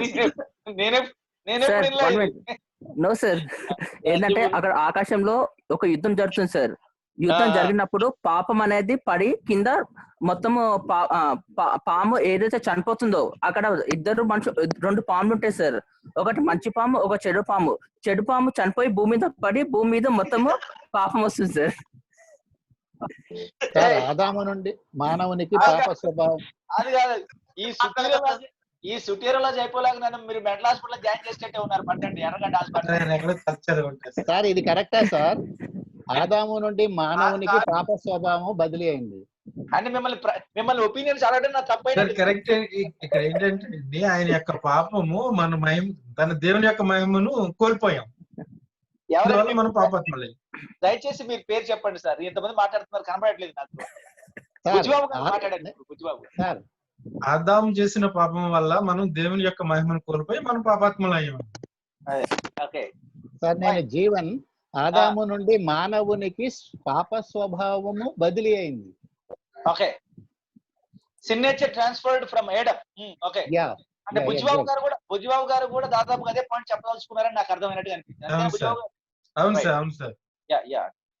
కానీ సంజీవ్ ఇప్పుడు నువ్వు చెప్పింది ఆడ దొరికిందా నీకు? ఆడ దొరికిందా థాట్? మా చర్చ్ లో మా పాస్టర్ చెప్పారు సార్. Sir one minute sir, listen sir. మనకు this are fact, no one అందరు ఇలా కొట్టేశారు సార్. సార్ మా చర్చ్ లో మేము విన్నాం సార్ స్పీచెస్ అవన్నీ. అదే అది అర్థమైంది, మీ పాస్ చెప్పాడు అర్థమైంది, కానీ ఇదేందయ్యో అయితే ఒకటి ఇచ్చి పొటెన్షియల్ గా మనకి పరిశుద్ధ గ్రంథంలో ఏవైతే ప్రస్తావనలు ఉన్నాయో వాటిని బేస్ చేసుకొని మనం డిస్కస్ చేద్దాము సంజయ్. అందరికి చెప్పేది ఎందుకంటే మానవుని పాప స్వభావము దేవుని నుంచి కూడా రాలేదు, ఆదాము నుంచి వచ్చింది. That is clear. మానవునికి పాప స్వభావం దేవుని దగ్గర నుంచి రాలేదనేది దట్ ఈస్ క్లియర్, వెరీ ఆదాము ద్వారా వచ్చింది. Well okay fine. తక్కిన వాళ్ళు ఎవరైనా మాట్లాడదలుచుకున్నారా? ఇంకెవరు మాట్లాడారు? తిమోతి కల్లెపల్లి మాట్లాడట్లేదు. ఎవరు పాపను వాళ్ళే పోతారు నాకెందుకు అనుకుంటున్నారా? నేను కొత్త సార్, నేర్చుకుంటున్నా, వింటున్నాను బాబాయ్. అది మళ్ళీ మీరు కొత్త అంటే వాళ్ళందరూ ఎక్స్పర్ట్స్ అండి, అందరూ పాపం వాళ్ళు కూడా కొత్త, వాళ్ళు కూడా మాట్లాడుతున్నారు. అంత నాలెడ్జ్ లేదు సార్ నాకు. మళ్ళీ ఇది చాలా క్రిటికల్ పాయింట్ సార్. ఇది అబ్బా అబ్బా అబ్బా అబ్బా, దీన్ని చాలా గట్టిగా అనాలిసిస్ చేసేటట్టు మాట్లాడాలి. ఈజీ పాయింటే సార్, క్రిటికల్ కాదు. అది ఈజీగా అనిపిస్తుంది కానీ ఈజీ కాదు సార్. అయితే ఒక మాట చెప్పండి, ఒక మాట తిమోతి గారు, ఒక మాట చెప్పండి సార్. మానవులు పాపులు ఎట్లా అయ్యారో నాకు వద్దు, కానీ అట్లీస్ట్ మీరు ఎట్లా పాప అయ్యారో అది చెప్పండి నాకు. మీరు ఎట్లా పాప అయ్యారో చెప్పండి. అసలు మీరు పాప కాదా? నెంబర్ 1 చెప్పండి. నంబర్ 1 పాపిని సార్ నేను. ఓకే, పాపివే కదా. అయితే ఎట్లా పాపులు అయ్యారు? ముందెట్లా అయ్యాను, ఏదో అయ్యాను. బయటపడే పరిస్థితి కావాలి సార్. వాటి బయటకు వచ్చేది వెతకాలి ఇప్పుడు. ఒకటి అందుకనే ఇప్పుడు మీకు సొల్యూషన్ జన్మత పాపం సార్. అందరం కూడా ఆదాము వల్లనే పాపం వారసత్వంగా వచ్చిందంటాము. ఆ తర్వాత మన క్రియల వల్ల, తర్వాత మళ్ళీ మన క్రియల ద్వారా అది కంటిన్యూ అవుతుంది. జన్మత పాపము మాత్రం మనం ఆదాము ద్వారా వారసత్వంగా వచ్చింది. అండ్ ఇక్కడ మనం ఎప్పుడు గుర్తుపెట్టుకోవాల్సింది ఏంటంటే, మనకి సమస్య అవగాహన ఉంటేనే పరిష్కారం బాగా అర్థమవుతుంది. సమస్య అవగాహన లేనప్పుడు పరిష్కారం మనకి సరిగా అర్థం కాదు. అండ్ పరిష్కారాన్ని సమస్యను అర్థం చేసుకోలేని వారు పరిష్కారాన్ని అంగీకరించరు. ఎందుకు? అసలు సమస్య లేదంటాడు కదా. సో రక్షణ మనకి పరిష్కారం అనేది అవసరం అనిపిస్తున్నప్పుడు సమస్య మనకు బాగా అర్థం కావాలి. అంటే మనం ఎప్పుడు కూడా చెప్పండి. మీరు అది వరకు చెప్పారు సార్. అది అంటే ఈ విధంగా అంటే ఇప్పుడు నేను ఇంతకు ముందు చెప్పాను కదా సార్, ఆదాము నుండి మానవునికి పాప స్వభావము బదిలీ అయింది. తర్వాత మానవుడు రాను అంటే మరి వాక్యానుసారంగా అతను పాపము నుండి బయటికి అంటే రక్షణ పొందాడు అనేది మీరు ఒక క్లాస్ లో వాడారు సార్. ఇది ఫైన్. వెల్, యాక్చువల్ గా దీని గురించి మాట్లాడాలని అనుకుంటున్నాను, మాట్లాడదాము. బట్ ఒకటి, నేను మీకు చెప్పినటువంటి ఆ చిన్న పని చేయడం మాత్రం మర్చిపోకండి. ఇది క్లాస్ కొరకనే కాదు, కానీ మన ఎప్పటికైనా ఆ సబ్జెక్ట్ మీద అందరికి స్పష్టత ఉంటది. ఆ శర్మన్ ఒకసారి వినండి. పోయిన Saturday June 7th Bible gospel church ఛానల్లో. అండ్ ఎలాగ వెళ్తున్నారు కాబట్టి దాన్ని సబ్స్క్రైబ్ చేయండి, దాన్ని షేర్ కూడా చేయండి, మన ఫ్రెండ్స్ కు చెప్పండి. You will have clarity like never before. అంతకుముందు ఎప్పుడు లేనంత స్పష్టత మనకు ఖచ్చితంగా వస్తుంది. ఎందుకంటే నేనెట్ట పాపినయ్యానో నాకు తెలియాల.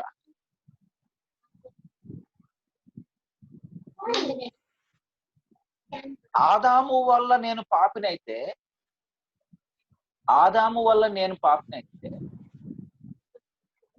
అతడెవరో చేసిన దోషానికి నన్ను బాధ్యునిగా చేయటం, అసలు పుట్టనే లేని నేను, ఉనికిలో లేని నన్ను అతడెవరో చేసిన అతని స్వార్థానికి అతడు చేసిన పాపాన్ని నన్ను బలి చేసి ఆ నిందను నా మీద వేయటం సమంజసమా?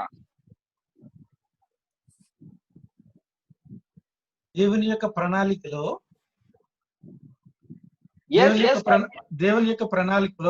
ఆ విధంగా ఉంది. ఆదాం దగ్గర నుంచి జనరేషన్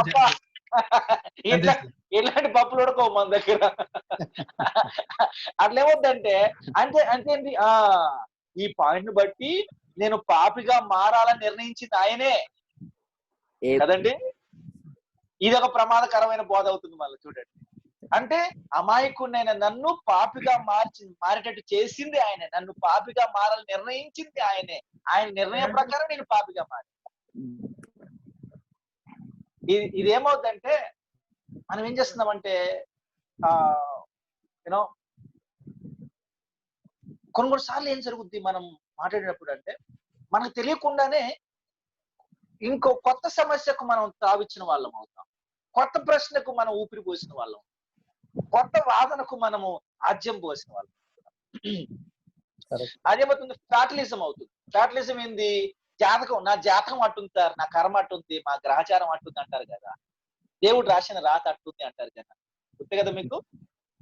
నా రాత ప్రకారం జరిగింది, ఇగో నేను పాపిని కావాలని ఆయన రాసి పెట్టుద్ది, ఆ రాసి పెట్టిన దానికి నేను పాపినయ్యాను, నా ప్రమేయం లేదంట. చూడండి, పాపం వల్ల వచ్చు జీతము మరణము. జీతం ఎవరికి ఇస్తారండి? మనుషులకి. మనుషులకు కాదు, ఘోరంగా మాట్లాడతారు. మనుషులకు కాదు, పని చేసిన వాళ్ళకి ఇస్తారు. అదే సార్, ఓనర్ ఎంప్లాయీస్ కి ఇస్తారు కదా సార్. అదే మనం అకౌంట్ చెప్పాల్సిన దేవునికి, మనము ఇక్కడ ఎంప్లాయీస్ కదా సార్. యా. సో పాయింట్ ఏంటంటే జీతం ఎవరికి ఇస్తారంటే కష్టపడి పని చేసిన వాళ్ళకి జీతం. ఇప్పుడు పాపం వల్ల వచ్చు జీతం అనేది, మరణం అనేది జీతం అవుతే, మనందరికీ మరణం వర్తిస్తే, జీతం మనందరికి వర్తిస్తే, వేరొకడు చేసిన దానికి మనకు వస్తే గిఫ్ట్ అంటారు. వేరొకడు కష్టపడితే మనకి ఏమైనా వచ్చిందనుకో దాన్ని ఏమంటారు? గిఫ్ట్ అంటారు, జీతం అంటారు? గిఫ్ట్ అంటారు. ఎందుకంటే మనం కష్టపడి పని చేయలేదు కాబట్టి. మనం చేసింది మనకు దక్కింది అనుకోండి, దాన్ని ఏమంటారు? జీతం అంటారు. ఇప్పుడు మరణం అనేది జీతంగా వచ్చింది, మనకి గిఫ్ట్ లాగా రాలే. నిత్య జీవితం అనేది గిఫ్ట్ లాగా వచ్చింది బుజ్జిబాబు గారు. నిత్య జీవితం గిఫ్ట్. ఎందుకంటే మనం దాని కొరకు కష్టపడలేదు, దానికోసం శ్రమ పడలేదు, దానికోసం ప్రయాసపడలేదు, దానికోసం చెమటోడ్చలేదు, ప్రాణం పెట్టలేదు, రక్తం చిందించలేదు. But someone did it for us all. మనం వేరొక్కటి ఆయన మన కొరకు చేశాడు. బట్ ఈ రకంగా వేరొకరు చేస్తే మనకి ప్రాప్తించినప్పుడు బహుమానం అన్నప్పుడు, ఆదాము చేస్తే మనకు ప్రాప్తించినప్పుడు పాపం కూడా మనకి బహుమానంగా వచ్చింది చెప్పాలా? పాపం మనకి బహుమానమా, జీతమా?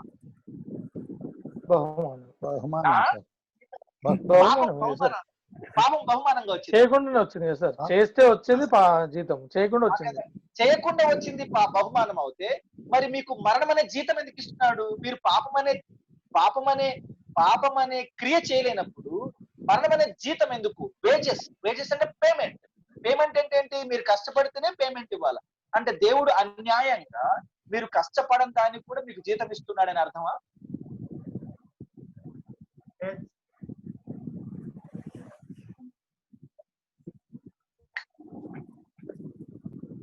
సో దీంట్లో కొన్ని చిక్కుముళ్ళు ఉన్నాయి. పాపం వల్ల వచ్చి జీతం మరణం కదండి. ఇందాక ఎవరో అన్నారు మొత్తానికైతే మనం పుడతా మంచిగానే పుట్టాము, మనం పెరిగి పెద్దవాళ్ళమై పాపం చేస్తున్నాం అన్నప్పుడు నేనేమంటున్నానంటే, ఇప్పుడు పాపం వల్ల వచ్చే జీతము మరణం అయితే, వేజెస్ అంటే మనం కష్టపడ్డామని అర్థం అండి. మనకి మరణము బహుమానంగా రావట్లా, కష్టపడితేనే వస్తుంది, జీతంగానే వస్తుంది. అంటే జీతం అంటే మనం పాపం చేసామని అర్థం. ఈ మరణం అనే జీతము కేవలం పెద్దవాళ్ళకే వస్తుందా, చిన్న వాళ్ళకు కూడా వస్తుందా? కడుపులో ఉన్న పిల్లలకు కూడా మరణం వస్తుంది కదండి. అప్పుడే పుట్టిన పిల్లలకు కూడా మరణం వస్తుంది కదండి. ఒక నెల వయసున్న పిల్లలకు కూడా మరణం వస్తుంది కదండి. మరి వాళ్ళకెందుకు జీతం? మరణం అంటే ఆ మరణం కాదు సార్. ఒక్క నిమిషం సార్. మరణము రెండు ఉన్నాయి. భౌతిక మరణము ఉంది, శాశ్వత మరణం కూడా ఉంది. శాశ్వత మరణం లేనిది భౌతిక మరణం రాదండి, గుర్తుపెట్టుకోవాలి. భౌతిక మరణం ఎవరికి ఉంటదంటే, శాశ్వత మరణానికి లోబడిన వారికి భౌతిక మరణం ప్రాప్తించింది. సో అది అందరికీ వచ్చేదే. ఇది శాశ్వత మరణం మూలంగా వచ్చిందే భౌతిక మరణం. సో ఈ మరణం ఉంది, ఆ మరణం ఉంది. ఈ భౌతిక మరణాన్ని కాదల్లా, అంతకుముందు పాపం చేయక ముందు మరణం అనేది ఉందా? భౌతిక మరణం అయినా ఉందా? అట్లీస్ట్ లేదు కదా, లేదు, మరణమే లేదు. మరణమే లేదు. మరి ఈ భౌతిక మరణం ఎలా వచ్చింది? పాపం వల్ల. పాపం వల్ల. సో ఈ భౌతిక మరణం ఉంది, శాశ్వత నిత్య మరణం ఉంది. మనం దీన్ని దాటుకుంటే కదా అక్కడ దాకా వెళ్ళేది సార్. దీన్ని దాటుకుంటే దాని వరకు వెళ్ళవచ్చా? సో దీన్ని అడ్రస్ చేయకుండా మనం దాన్ని అడ్రస్ చేయలేము ఇప్పుడు.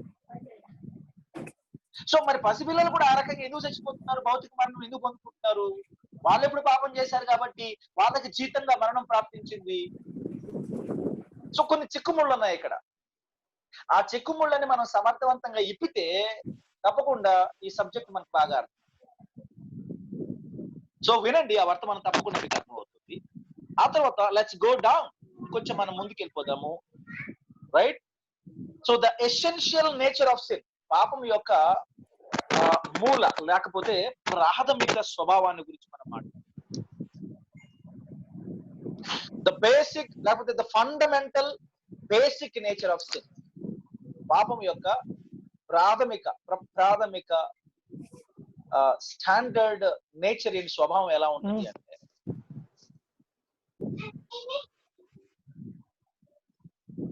selfishness.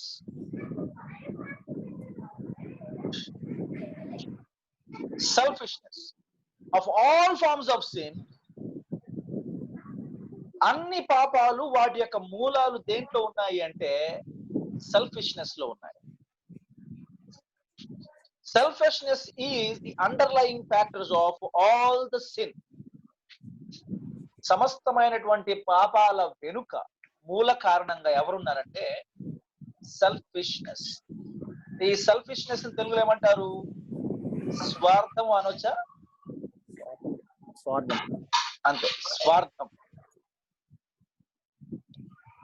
స్వార్థం, ఎస్.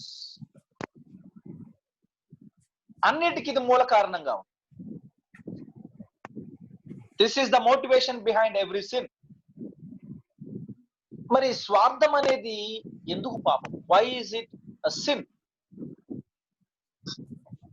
ఎందుకంటే దేవుని యొక్క ఆజ్ఞలన్నిట్లలో అత్యుత్తమమైనటువంటి ఆజ్ఞ ఏంటండి? దేవుని యొక్క ఆజ్ఞలలో అత్యుత్తమమైనటువంటి అతి ముఖ్యమైనటువంటి ఆజ్ఞ యేసుక్రీస్తు ప్రభుల వారు 2 ఆజ్ఞలు తయారు చేస్తాడు అంతట్లో కలిపి. ఆ రెండిట్లో మొదటిది ఏంటిది?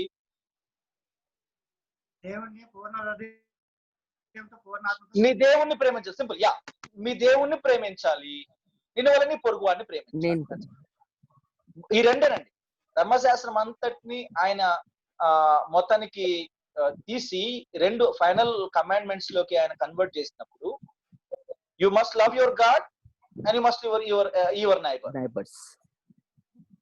హ్యావింగ్ సెడ్ ఇట్, ఇక్కడ ఈ స్వార్థం అనేది ఏం చేస్తుంది అంటే ఇట్ వైలేట్స్ దేవుణ్ణి ప్రేమించాలి అనే ఆజ్ఞను అతిక్రమిస్తుంది, ఆ ఆజ్ఞ మీద తిరగబడుతుంది. ఎందుకంటే ఈ సెల్ఫిష్నెస్ అనేది దేవుని కంటే ముందుగా తనను తాను పెట్టుకుంటుంది. Self first, not God.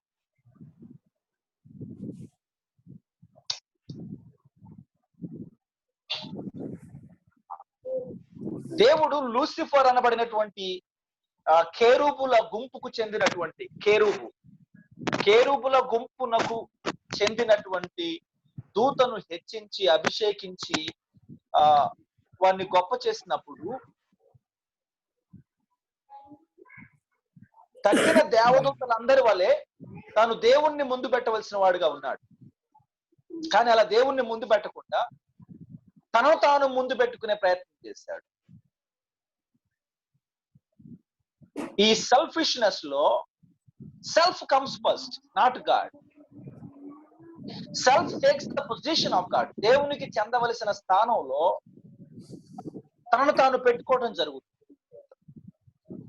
నీ దేవుణ్ణి నీ పూర్ణ ఆత్మతోను, పూర్ణ శక్తితోను, పూర్ణ బలంతోను, పూర్ణ హృదయంతో ప్రేమించవలను అన్నప్పుడు God comes first. For every human being God comes first. దేవుడు ముందు రావాలి. తర్వాతనే నీవైన, ఇప్పుడు మన తెలుగు భాషలో ఏంటది, ఎంతమంది దైవాలు? తల్లి, తండ్రి, గురువు. ఎస్, యా, తల్లి, తండ్రి, గురువు, దైవం. You have to reverse the order.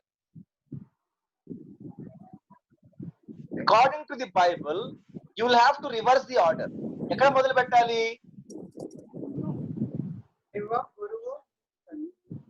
దైవం, గురువు, తల్లి, తండ్రి.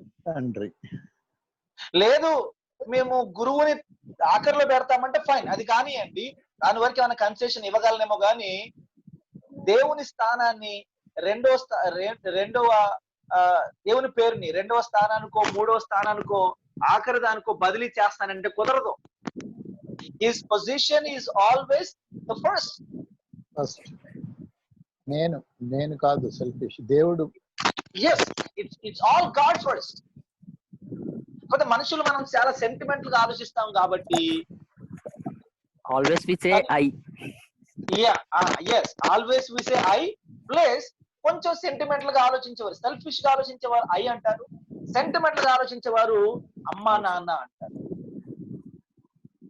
It is not that we don't love our mother, we love her. Not that we don't love our father, we love him. We love him dearly. We love them both dearly. And it doesn't mean that we don't love our teachers. We love our teachers, we respect, we honor them.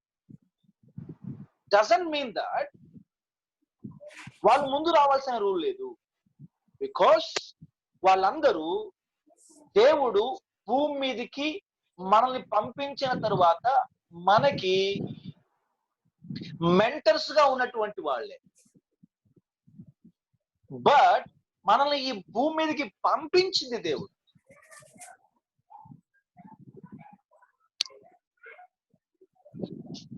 ఆ పంపించిన దేవుడు first place లోకి రావాలి. అది మనం అర్థం చేసుకుంటే బాగుంటుంది. సో ఇండియన్ మైండ్ సెట్ తో ఆలోచిస్తే కొంచెం డిఫికల్ట్ ఉంటుంది. ఎందుకంటే ఒక సందర్భంలో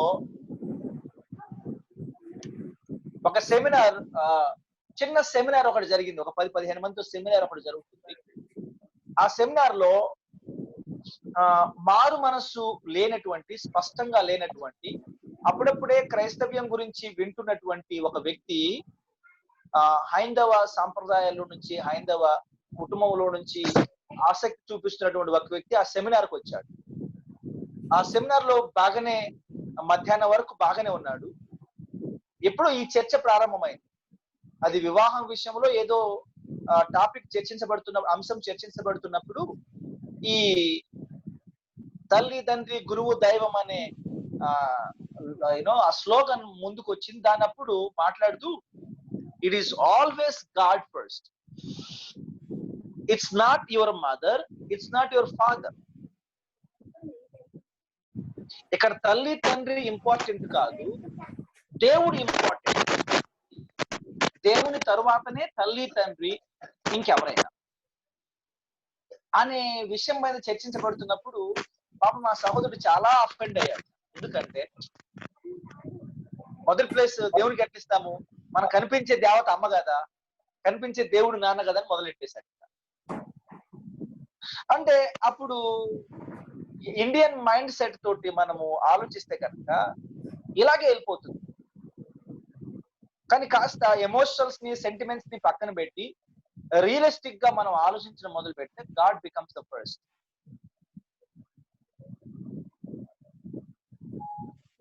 సో ఇక్కడ సెల్ఫిష్నెస్ అనేది సమస్తమైనటువంటి పాపాలకు మూలం అని ఎందుకు అంటున్నామంటే, దేవుని స్థానాన్ని కూడా సెల్ఫ్ ఆక్రమించుకుంటది కాబట్టి. రెండోది, ఈ సెల్ఫిష్నెస్ దేవుని స్థానాన్ని కాదు కానీ వేరే వాళ్ళ స్థానాన్ని, వ్యక్తుల స్థానాన్ని కూడా, selfishness says me first and not you first. It's me first. చాలా సందర్భాల్లో మనం చూస్తూ ఉంటాం, లైన్ లో ఉన్నప్పుడు కూడా ఆ స్వార్థంతో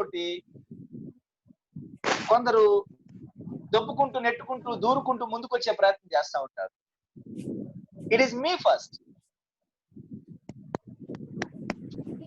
Let us read Colossians 3:5.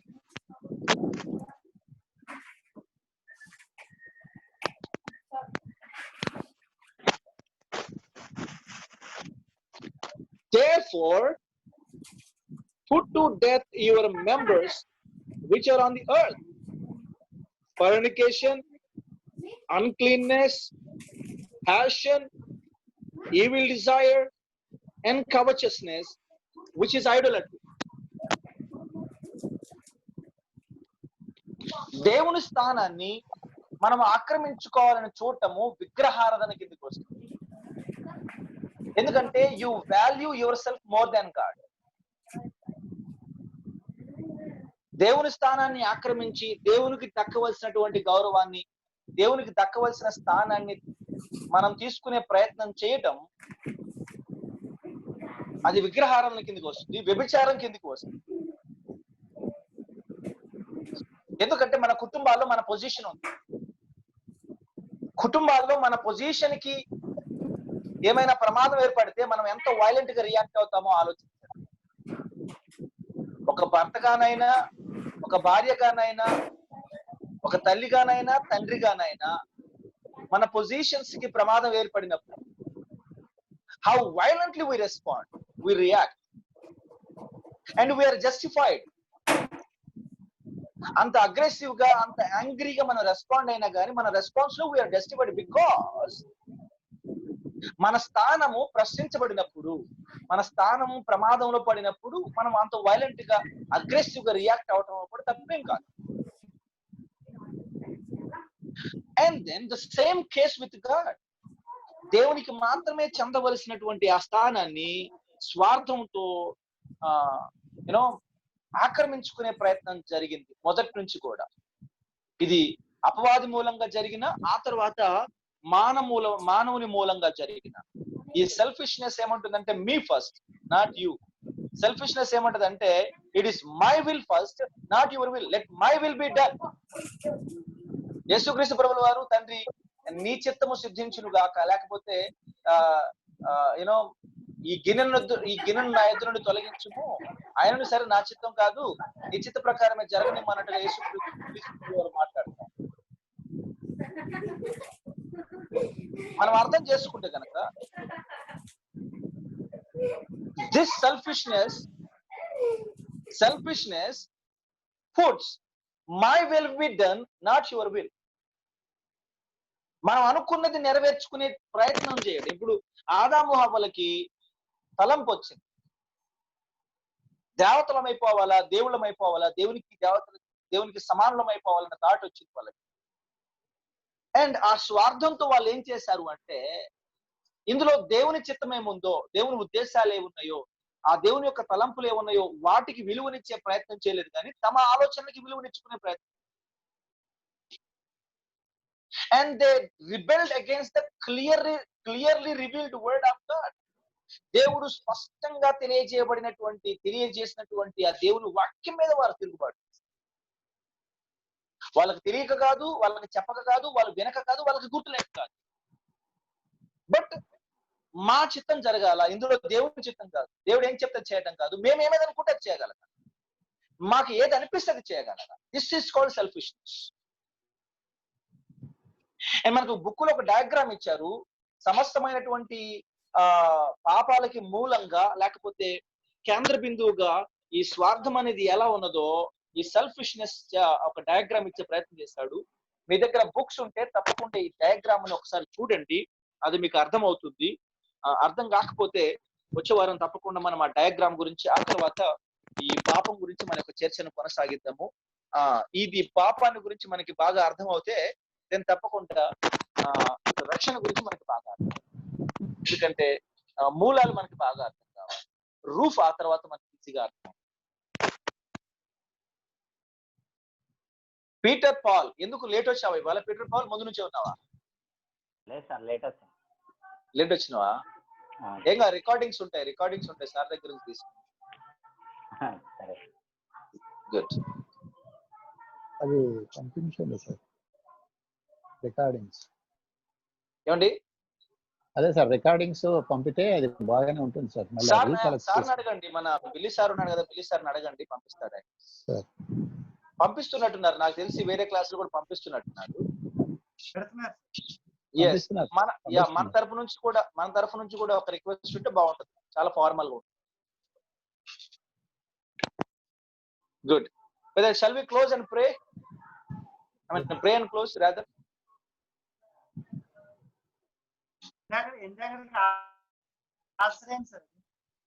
అర్థం కాల.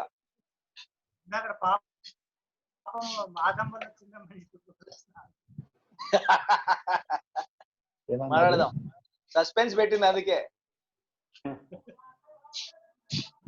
వర్తమాన మెసేజ్ వినండి, అర్థమవుతుంది. మెసేజ్ వినండి, అర్థమవుతుంది. ఇంకా అర్థం కాకపోతే అప్పుడు చెప్తాను. రైట్. సో అలాగే my request from my side, Bible gospel church side లో నుంచి మా బైబిల్ గాస్పెల్ చర్చ్ యాప్ ఒకటి మనం డిజైన్ చేసాము. చర్చ్ యాప్ ఒకటి ప్లే స్టోర్ లో ఆల్రెడీ పబ్లిష్ అయింది. బైబిల్ గాస్పెల్ చర్చ్ హైదరాబాద్ అని కొడితే చక్కగా బైబిల్ గాస్పెల్ చర్చ్ యాప్ ఒకటి కనపడుతుంది.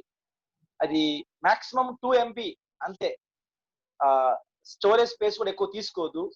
కాబట్టి చాలా యాప్లు ఉన్నాయని చెప్పేసి భయపడకండి, 2 MB మాత్రమే తీసుకుంటుంది స్టోరేజ్ ఇది. దాన్ని డౌన్లోడ్ చేయండి, రేటింగ్ ఇవ్వండి. I demand 5 star rating demand చేస్తున్నాను నేను. సో మంచి కామెంట్ ఒకటి పెట్టండి తప్పకుండా. దీని ద్వారా మీరు చాలా దీవెనలు పొందుకోవచ్చు. మన వర్తమానాలు అన్ని కూడా దాంట్లో, మన బైబిల్ స్టడీస్ అన్ని కూడా దాంట్లో అప్లోడ్ అవుతా ఉంటాయి. So it will help long run లో. స్టోరేజ్ కూడా మీకు ఎక్కువ స్పేస్ కన్జ్యూమ్ చేయదు. సో 2 MB కాబట్టి దాన్ని డౌన్లోడ్ చేసుకోండి. బైబిల్ గాస్పెల్ చర్చ్ హైదరాబాద్ అనే యాప్ ని డౌన్లోడ్ చేయండి. దాన్ని వెంటనే రేటింగ్ ఇవ్వవలసిందిగా కూడా నా ప్రత్యేకమైన ఇది మై పర్సనల్ రిక్వెస్ట్. అలాగే బైబిల్ గాస్పెల్ చర్చ్ ఛానల్ ని సబ్స్క్రైబ్ చేయండి, యూట్యూబ్ లో ఛానల్ ని సబ్స్క్రైబ్ చేయండి. అండ్ మీకు తెలిసిన వాళ్ళకి సబ్స్క్రైబ్ చేసుకోమని చెప్పండి, ఎందుకంటే ఉచితంగా జరిగేదే కాబట్టి it doesn't cost anyone anything.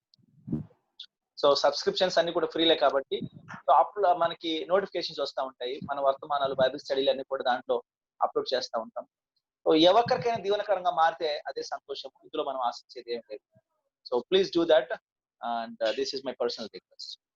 And all the best, and for tomorrow may God bless your Sunday. Waiting for Sunday, the Lord's day. So let's close with the word of prayer. Peter Paul ప్రార్థన చేయి. Okay. స్తోత్రం ప్రభువా, వందనాలు, మహిమ కలిగిన రాజ్యానికి వందనాలు. స్తోత్రం ప్రభువా. నానా ఈ యొక్క సాల్వేషన్ అనే గురించి నేను నేర్చుకుంటున్నాగా ప్రభువా, ఇంకా మీరు జ్ఞానం దయచేయండి. మీకు జ్ఞానం ఇంకా మాకు దయచేయమని ప్రార్థిస్తున్నా చెప్తున్నాను ప్రభా. ప్రొఫెసర్ గారిని కూడా జ్ఞాపకం చేసుకోండి నాన్న, ఇంకా పూజించటకు మీకు కృప చూపించమని ప్రార్థిస్తూ ఉన్నాను ప్రభా. వచ్చిన ప్రతి వారిని జ్ఞాపకం చేసుకోమని ప్రార్థిస్తూ ఉన్నాను. అదే నేను ప్రభా బైబుల్ కాలేజ్ మీరు జ్ఞాపకం చేసుకోండి ప్రభా. అయితే వారి కోసం దీవెనలను ఆశీర్వాదాలు మీరు దయచేయమని యేసుక్రీస్తు నామంలో ప్రార్థిస్తున్నాము తండ్రి. ఆమేన్. ఆమేన్. ఆమేన్. యేసు నామములో ప్రార్థిస్తున్నాం తండ్రి అన్నావా? అన్నా సార్. అన్నావా? సరే, thank you. Good night, God bless. Okay. Good night sir. Thank you sir. రేపు లైవ్ ఉందా